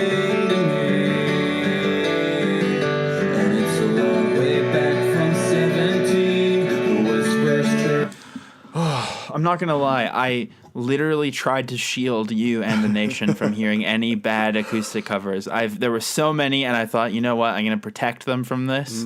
And I tried so hard, and it still found a way through. You know what? You can only do so much. You're only one man holding off an army of bad acoustic covers. It's crazy, man. Yeah, man. Fuck Future Idiots. they're not good. You know who is good though? And I saw this right okay. in right. in the normie covers, the auto generated playlist that you pointed out, is that I saw a cover by Minority 905, and I was like, why do I know that band name? And then I clicked through and I realized this is a band who did a Blink-182 medley that I don't think we've talked about on the podcast, but that I believe has been DM'd to us by at least 2 people, because in the video of the medley, one of the guys is wearing a Junior Battle shirt. Right. So I just want to say shout outs Minority 905. I'm sure your Bored to Death cover is totally fine. We don't have to play it, but we're leaving the normie section though. So unfortunately the normie train is leaving. But I'm just saying I appreciate it. Thank you for the $20 or whatever you spent on the shirt. Well, you know who else is good, and I'm talking very good. Oh, the Strooms. The boys. So we haven't played the Strooms in a while. If for some reason this is your first episode of this podcast and you've made it this far. Yeah. If you're like, I like what these guys are doing. Yeah, this is great. I'm in hell. The Strooms are this sick band from Indonesia, and I love their covers because not only do they do something creative with the arrangement usually, but they also sing in their own language. It's like they've actually reinterpreted in a way where it's even more their own, so it's sick. And they were the gateway into this sort of like quiet and perhaps quietly problematic obsession that we now have with Indonesia. So exactly. So here's their cover. It's called Crute de la Mari, which I'm sure I pronounced perfectly. Here we go. There's a bit of a long pause at the start. It looks like it opens with... Oh, he's putting pomade in his hair. Slicking things. Cool.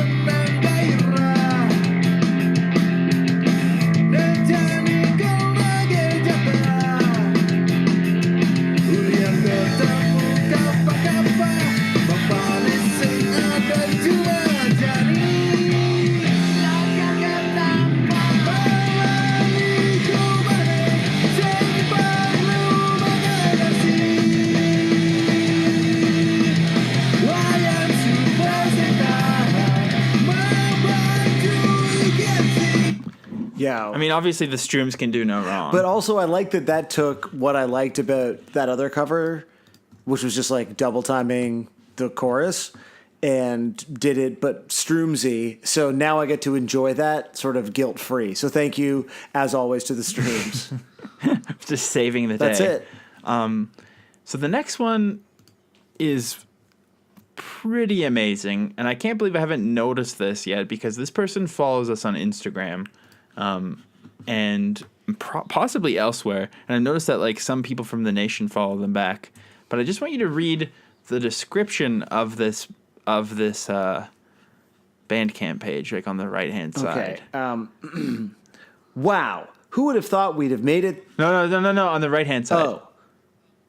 For the general description of the page. Okay, sorry, here we go. So this is Blink subtitle. Blink-subtitled. Blink-subtitled. From Sydney, Australia. Okay.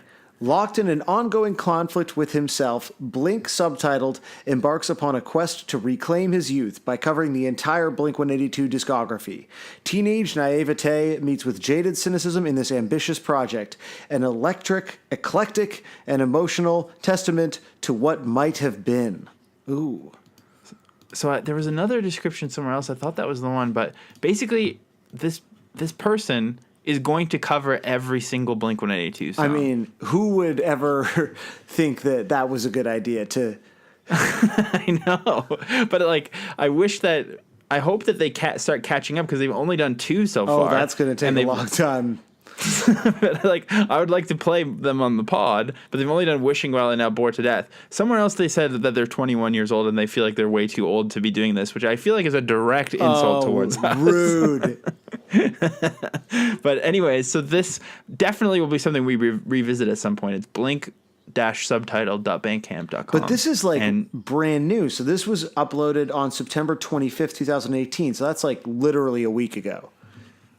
Yeah, and then the other one, September 16th. Oh, here the other one has the description I read earlier. This track marks the beginning of an unprecedented journey to cover every single Blink song in existence. Will you join with me in sharing the works of the world's most beloved band as poorly reimagined by a self-loathing 21-year-old who is by all standards way too old for this?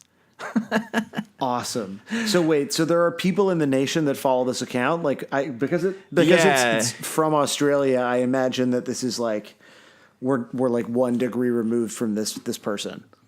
Yeah, I see that Maddie Rendell follows them and Blink-182 Confessions. I guess they're not in the nation, but at least Maddie Rendell is aware and didn't tell us about it, so Rude. Yeah, but so this is cool. I'm so excited about this. This is fucking rad. I mean, wait, maybe, So unless it sucks, obviously- unless it's just an acoustic cover, in which case, stop. No, it's not acoustic. I'm hoping that this person has heard the pod. If not, either way they're on the right path because this is what this one sounds like.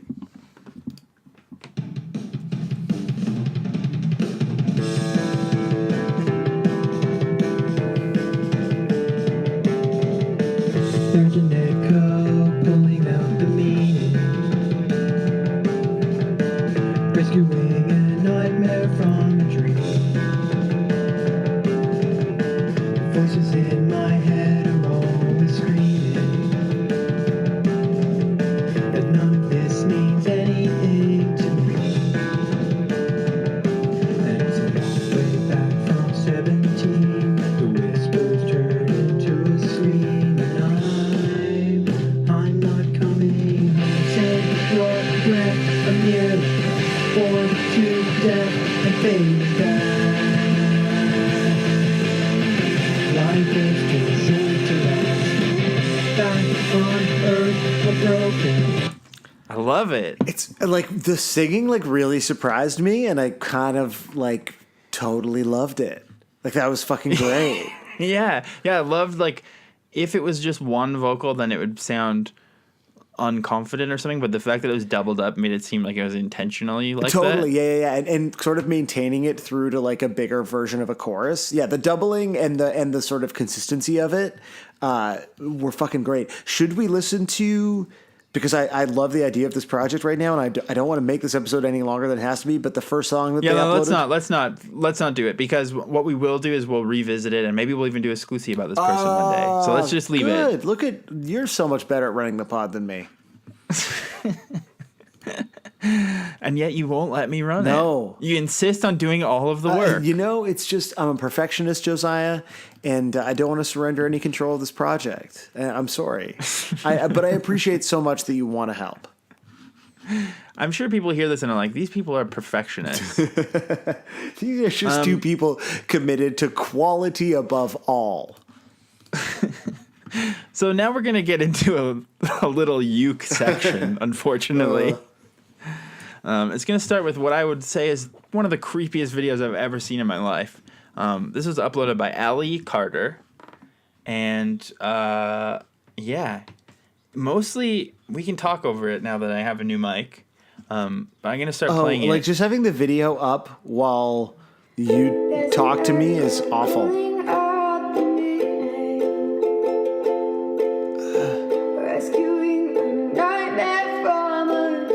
I don't like having the video up. It makes me feel really weird. It's so scary. Like it's like the softest focus I've ever seen. It looks like those Japanese photo booths where you can like touch up your I forget what those are called. But then she has a Crossley record player in the background and she's doing like the wistful looking into the camera. And it's so creepy for some reason. Well, it's sort of like when you and I have done the pod in person and the eye contact is like the most uncomfortable part. That's what this sort of feels like because it's so twee and like intimate and gauzy, and mostly she's looking down, and then periodically when she looks up at the camera, it's like Jesus fucking Christ, like it's like a ghost has entered the room. Like she's gonna kill me. Yeah. It's not unpleasant though. Rescuing a tiger from a tree.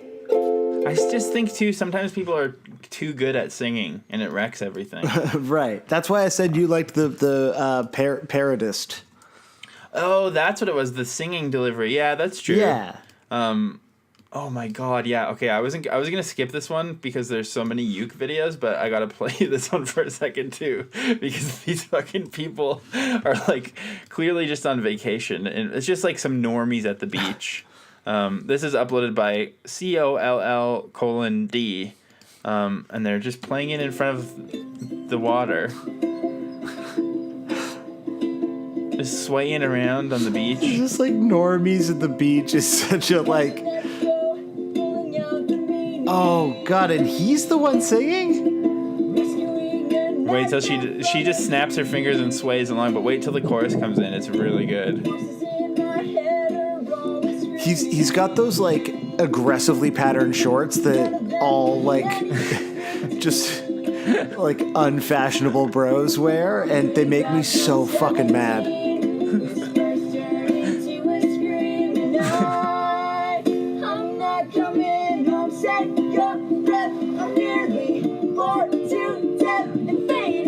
They do like the harmonies. The harms are like stabbed so quickly that it's like actual harm.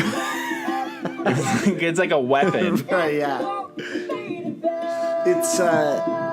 It's very bad. Life is too short to last long. There's a stranger.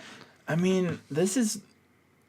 Yeah, that Blink-182 playing at Times Square in the morning doesn't seem that weird anymore. No, but if I may, one of my favorite things about this video is, so they've gone to the trouble. They've walked down to this stretch of beach. It's very dumb, but they're also like in the part of the beach, like you can see 20 feet behind them is the like rope that sometimes like, you know, separates the swimming part of the beach from the like dangerous shark infested part of the beach. So like they couldn't even be bothered to move like 10 feet. Like they're not swimming. They don't need to be at this part of the beach, which is obviously like less aesthetically pleasing than just open water. And that's really bothering me. To add to that, if you skip ahead, you can see some plastic bags beside them. So, I don't know. Maybe that's a commentary of some sort. That's interesting. Yeah. Okay. Well, I'm just like going full uke. I'm not going to skip any. So here's one that's actually kind of cute in a way, because these two teens have started something called Kazoo. So it's kazoo and ukulele cover. And mostly I like it because this girl seems really cool. And her, it's Mean Green Lima Bean is the user. I'm not dead, just busy. Your girl got 2 internships and college and Anyways, one of the big lines in this song is, it's a long way back from 17. The whispers turn into a screen and I'm not coming home. And so I'm here all creative like, wow, I should put videos I made when I was 17 into this video and it'll be art. So enjoy this nostalgic bad boy. I mean, this really is the kind of shit that I'm into. Yeah, this kid is cool as shit. Yeah, and it's a fun cover. So let's listen to Mean Green Lima Beans' Kazookalele.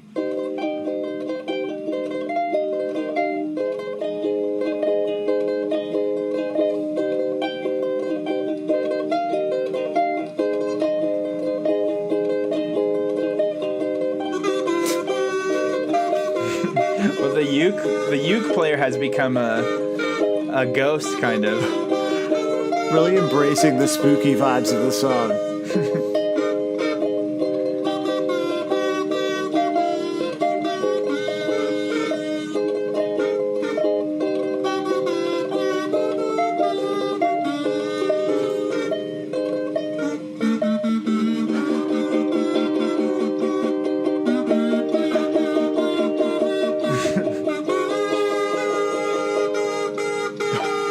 The arms. She just played an old video of herself dabbing. So this is definitely the best channel on YouTube. I didn't realize that this video is a week old. Oh, me neither, actually. But the last video that this person uploaded is called Kazoo ASMR, and then a couple of weeks before that, they did Justin Bieber Baby on Kazoo. Like, this is... You know, Kazoo is actually one of those rare things that I think might still be funny. I don't think it's been completely ruined yet. It's like an easy go-to joke, but it's like a whoopee cushion. Like, it'll always be kind of funny. Yeah, like they've made one of those like multiple frames where they're in different frames playing different instruments, but it's just sexy back Kazula Lalid. Gucci Gang on Kazoo. This is a good channel. That's so good. Well, shout out to I already closed the window. What's the name again? Mean Green Lima Bean. Oh my God, you're the best. Yeah. Shout out to her. That was great. And now here's the final of the uke section. This is by Blink 182 Kalele from Indianapolis, Indiana, and this is from the album The Pineapple Above, Horse Around Rodeo Clown, Muscle to Jimmy Russia. I don't know what that means. The art of this album looks kind of like someone's trying to ape the style of like modern Conan look. Like it has like a moon and like it looks like it's trying to be like sort of like the I don't know. And I don't know why anyone would want to ape modern Conan, because that is just a sad scene, to be honest. The idea that you're sort of specifically dragging like a TBS late night set is such a specific critique. Does it not look exactly like a Conan related thing? Like a very Conan O'Brien tribute to Blink 182. All right, well, let's hear what it sounds like.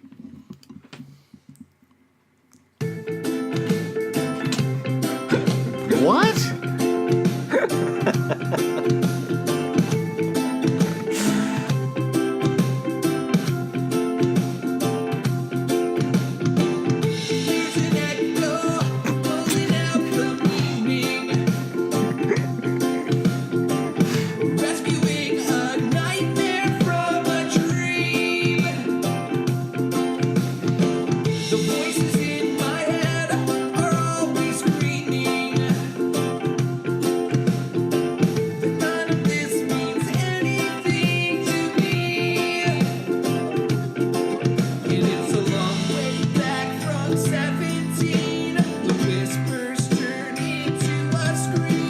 I feel like I feel like sometimes things that are recorded really well only contribute to the feeling. The quality of how it's being recorded only contributes to the feeling that it's the worst thing you've ever heard in your life. Yeah, when it's clear, when you can hear the intention. There's a lot to hate there, but I think my least favorite thing is the like aggressive auto-tune, which initially felt like an aesthetic decision and then clearly was like mostly just like a sort of lazy functional production decision. But also that there were notes that were so fucking like rancid that even the auto-tune couldn't like figure out where to place them, and so it was still pitchy as shit. Oh, God. Well, I just want to add that this person has covered also Tumble Down, which is a somewhat obscure MXPX side project. So there's a good chance that some of our listeners already know who this person is. And that's probably already tipped them off. So I just want you guys to know that that was a great cover and I loved it. Fuck. All right. Let's keep it moving here before we, I don't know. This one is fucked. This one is literally fucked. I don't even know how to explain how fucked this is. It's so weird, and it seems so patriotic and kind of Christian and like just fucking bizarre as hell. Okay, because it says acoustic cover, so I'm worried that it's just going to be. Yeah, I know that it says that, but it's so much more. I promise you. So this is by Erickson Acoustic, ERICKSON Acoustic. Okay. Actually, our friend Lucas D, who I'm literally friends with on Facebook through the pod, who we do love, he has commented, "It's not possible that you have just one subscriber. You played this song so beautiful." So now I'm wondering if I should unfriend Lucas D. But either way, let's start this and let's go on this. This is going to take a little while because so much happens. But we can just sort of start.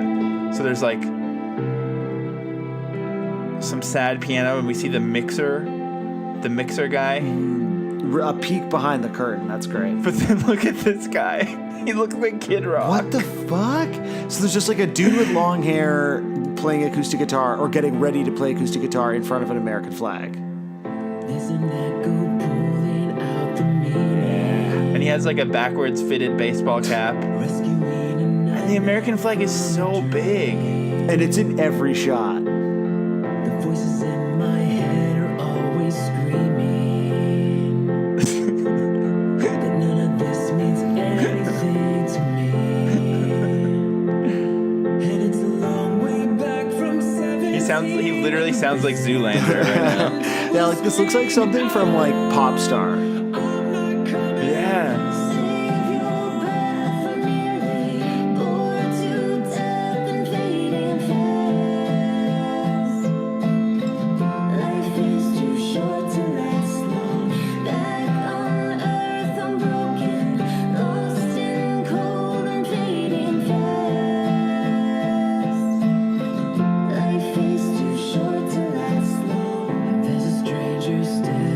I'm like entranced by If you it. told me both of these people were white nationalists, I would believe you, which maybe says more about my own prejudices, but like these people 100% describe themselves as not racists, but race realists.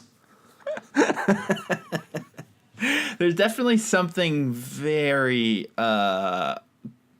very dog whistly about it. They want to fuck the flag. Like they are in that drilled tweet just like Yeah, it's just so like I just feel like that giant American flag is so aggressive at this point also. yeah, But especially when paired with long hair with a fitted backwards baseball cap, you're like, this guy hates everyone who's not him.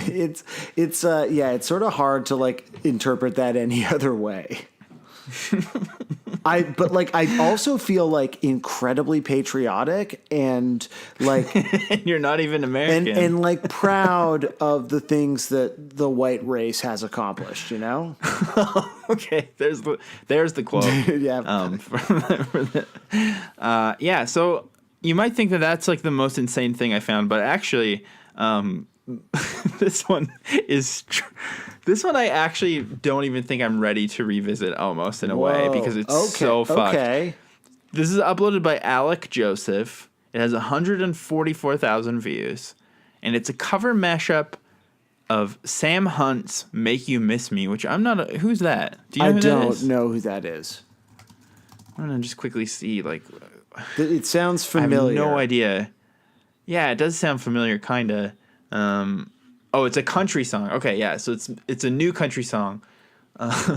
So Sam Hunt's "Make You Miss Me" mashed up with "Bored to Death." So this one Thank again, God. we're gonna have to play something that for a we little all bit. needed. And I just want to say the quality of this video is like astounding. Like there's maybe not a big budget, but it's being made to look like there's a big budget. Okay. Especially just the sweeping. Maybe that's stock at the start, actually. Either way, you've got the video queued Yeah, up. I'm ready to go. All right, let's go on this journey together.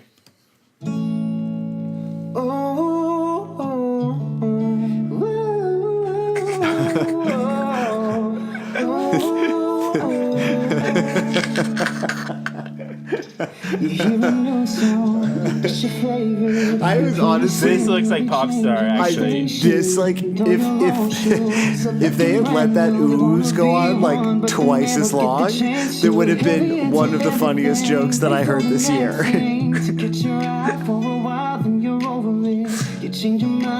Awesome. Okay, wait. Who's like the most bad boy from New Kids on the Block? Because that's who this guy looks like. Donnie Wahlberg. I don't know. Yeah, maybe he does look like the most like Donnie Wahlberg or like one. I don't know. He definitely. This is like he looks exactly like a new kid on the block. It also looks like they committed like early on to like gotta film this video on the beach, and then they went and it was like near hurricane winds on the beach, because I think what they've done is put like some effect on the footage to like make it look authentic, but it's actually just like very windy and it looks like there's sand blowing everywhere, which adds to this like pop star sort of like tweet sort of reality. And now there's a windsurfer. I don't fucking know, man. All right. Well, we haven't even. We're still in Sam Hunt section, Yeah. so let's power through. It's gone like you always do, but you don't know it yet. Save your breath, I'm nearly bored to death and fading fast. Life is too short to last long. Back on earth, I'm broken, lost and cold and fading fast. Life is too short to last long. Oh, oh,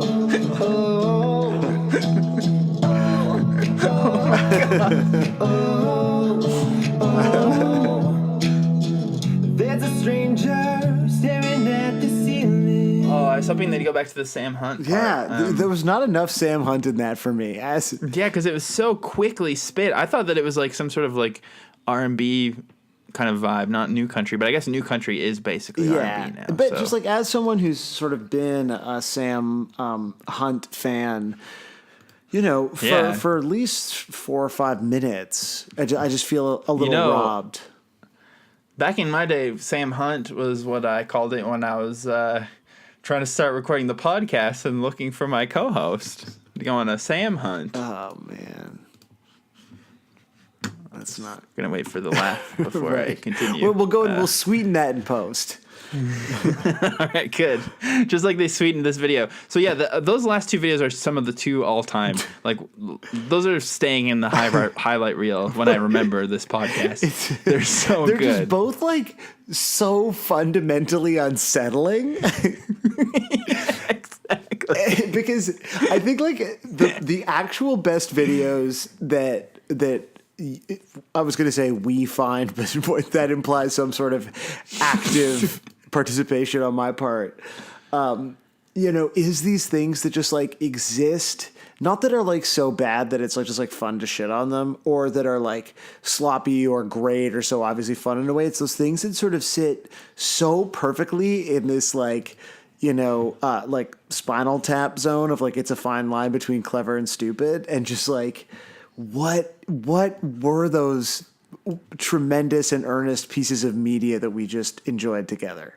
I know. Yeah, like it's just so like when I'm laying my sweet head down to sleep tonight, I'm gonna start thinking about the way that guy looked at his friend while singing "Whoa, and like be so creeped out. I'm going to think about all of the shots of the women on the beach with them who are like wrapped in so many sweaters, so uncomfortable, and being forced to laugh, like just being like laugh and smile. And they're just all being whipped in the face by sand. Like it looks so uncomfortable. And then the American flag guy too. Like those are 2 videos that I am gonna go back and watch in their entirety. But I just want to see where it's like the left. Blue Lives Matter tribute to Blink-182 or whatever that this guy put together. Yeah, put together by Matt Skiba. Right. Yeah. Sorry. So we got 2 left. I've skipped over a bunch because this has been quite a journey, and I think we've really looked only at the greatest discoveries. This second last one is dedicated to our Sacramento contingent, which I think is just 2 dads from Sacramento. They're so active. Shout out to them because yeah, they do so much for us. They truly have like made me like. There's like definitely like members of the nation that have like become such consistent parts of the narrative of this podcast, and therefore the narrative of our lives, that they're sort of wedged in your brain in some capacity all the time. And like I could not. No Sacramento thing passes through my brain now without sort of immediately being like, oh yeah, the Sacramento guys. Like, I find out a band is from Sacramento. I watch Lady Bird, and the entire time I'm like, haha, I know these guys. Yeah, I know this place. I would love to go to Sacramento. So regardless of that, though, so the reason I'm talking about them is because this username on SoundCloud is Survived by Sacramento. Like they were Sacramento's. When you're survived by someone, is that your spouse or is it your children? Oh, or like this person died and then Sacramento sort of inherited them. Yeah, like is it your children? It's your children and your spouse. So like I would be like you would be like survived by Sarah and Woody or whatever, right? Right. I mean, either way, I just want to say that the art attached to this is so deeply disturbing and terrifying that I don't even know how to begin. Yeah, what the fuck? There's like a headless woman sitting on a tree that's also an arrow. But then there looks to be a building and fire in the background, but also a clock and then like a demon's eyes. But it's all drawn as if like a 10-year-old drew this it. is definitely one of those drawings that like the teacher in a horror movie calls like the distressed single parent into class to be like, I know things have been tough at home, but I'm really worried about we Danny. Need to talk about Kevin. Yeah, totally. Yeah, and I gotta say, the music really does match that aesthetic. I didn't make it through all 4 minutes, but even the way that the waveform is at the end, it like goes small and then a little bit big, is so scary just visually. Like, what are you doing? It raises a lot of questions, that waveform. This one is listed as dance and EDM, so once again, I'm gonna say, we're gonna talk about the Steve Aoki remix, along with playing a whole bunch of EDM remixes that I found on patreon.com/Blink155. We'll get to that at some point soon. But for now, this one is listed as dance and EDM, so that's what you're going to get right now. So this is the evil Survived by Sacramento.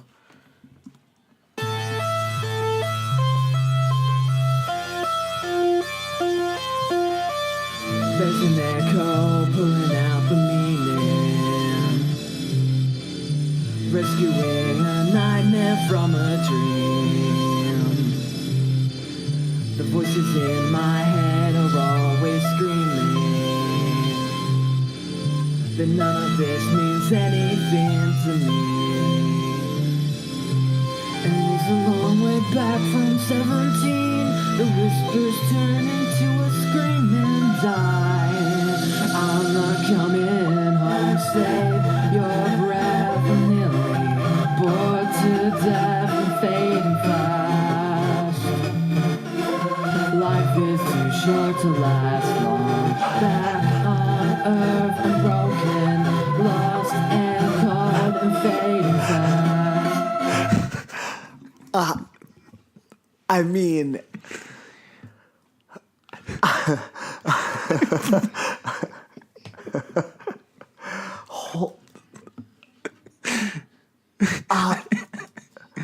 I got to see what happens later on here when the... There's just okay, so there's some long, piercing notes. And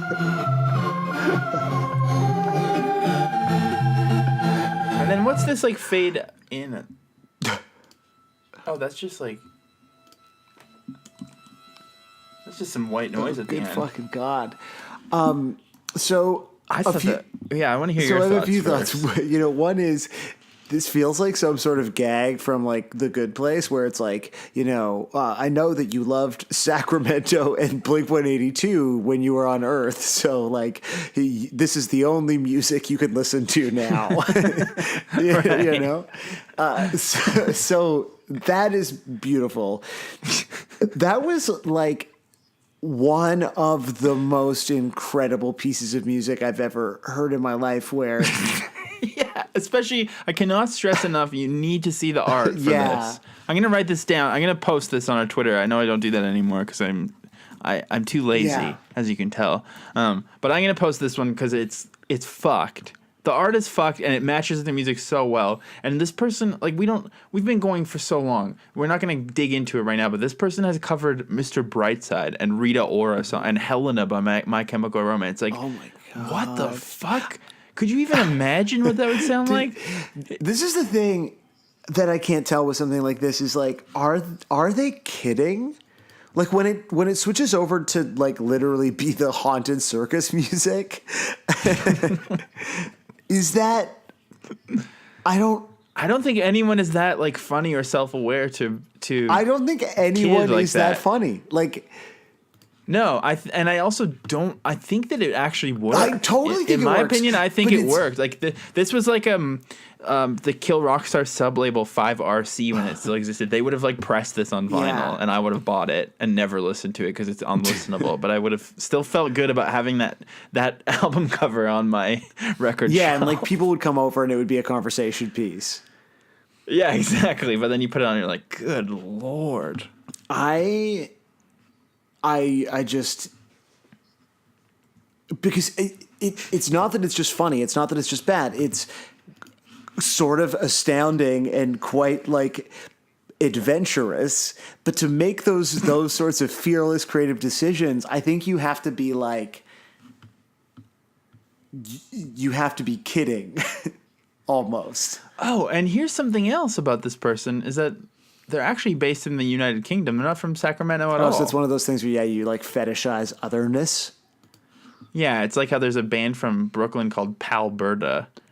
And it's like, first of all, people who live in Calgary and say pal are insufferable and should be pushed into the Elbow River.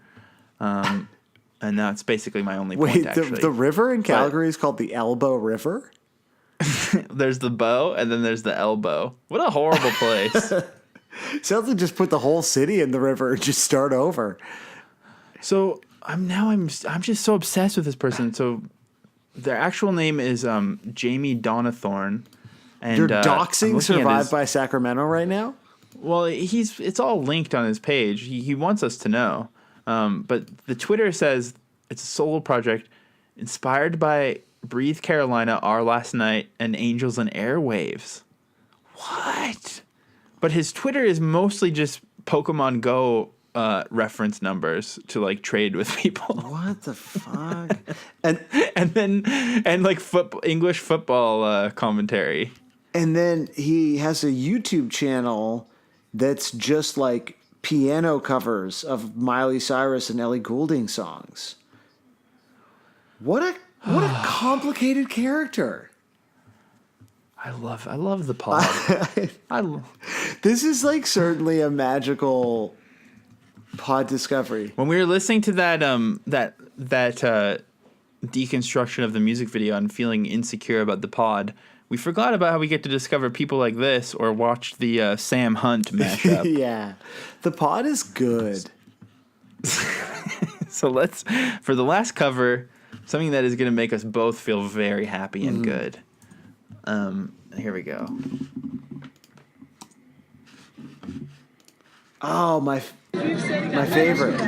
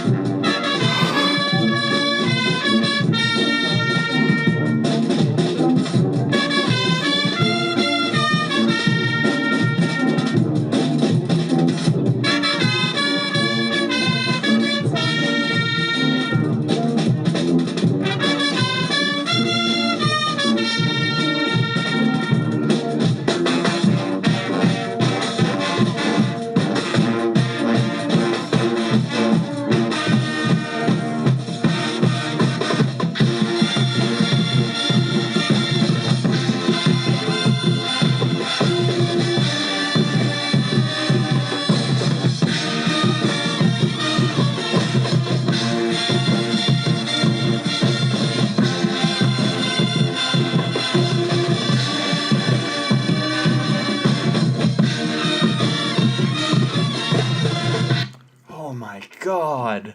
That That made me feel so alive. that was like fucking remarkable. And that is a German band? Yeah, so do you want to go ahead and pronounce the Of course. name of the band? Berbergasger Hassel. There it is. That's Our what it favorite. is. This is like some college, like just like marching band shit. Oh, it's Oh so my good. god. I think I noticed someone in the middle playing a trumpet is wearing Kiss makeup as well. There's Am I wrong? definitely some makeup on people that I cannot figure out. Hopefully it's not something No, problematic. they're not in. Who is it? It's in the Netherlands, right, where they have all the like racist face paint. I think it's just like there's only racism in the That's Netherlands. the only That's right. country that's left, guys. We did it otherwise. Thanks to our performatively woke podcast. Racism Exactly, is and not our sub pod. no. We got to stop talking about it. That was fucking incredible, though. That was like, unfucking real. and also it made me realize, you know how there's so many like insufferable hip choirs where they just sing "Wake Up" by Arcade Fire, like in every major city. Why don't they have a marching band? Like, marching band music is the greatest genre of all time. This is like giving me that impression for sure. They're also like, because it's a marching band, they're doing a very minimal amount of movement, but like definitely the trumpet players at various points when they're not playing are like throwing their trumpets in the air and doing flips.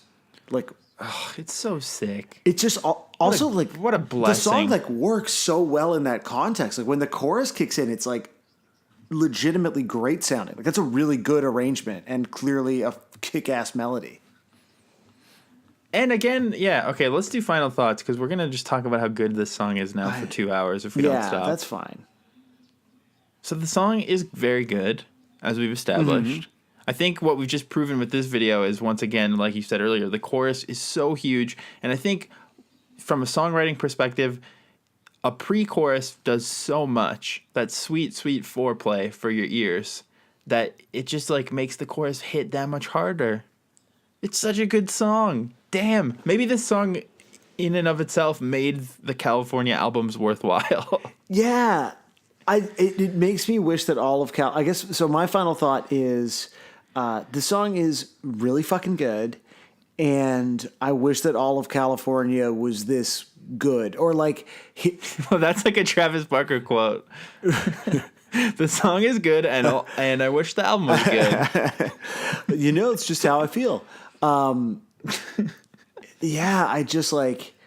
I don't know. I mean, the song is fucking great. I love that. I love that cover. I'm still kind of flabbergasted by how good that cover was. Oh, I know. You're talking about the one with the American flag, I'm talking right? about the Sam Hunt, like just sand swept beach. But yeah, I take back everything we said about California. It turns out that it's great, and the song is fucking great. All right. So, we don't know if we have a guest or not? Yeah, or? like I mean, we should have a guest, but like it's Wednesday morning at this point. But just like we haven't talked yet. We've been potting all night. We've potted all night. We potted all night, and I'm tuckered out. But we might have a guest. So here's Okay. maybe a guest, or here's the end of the episode.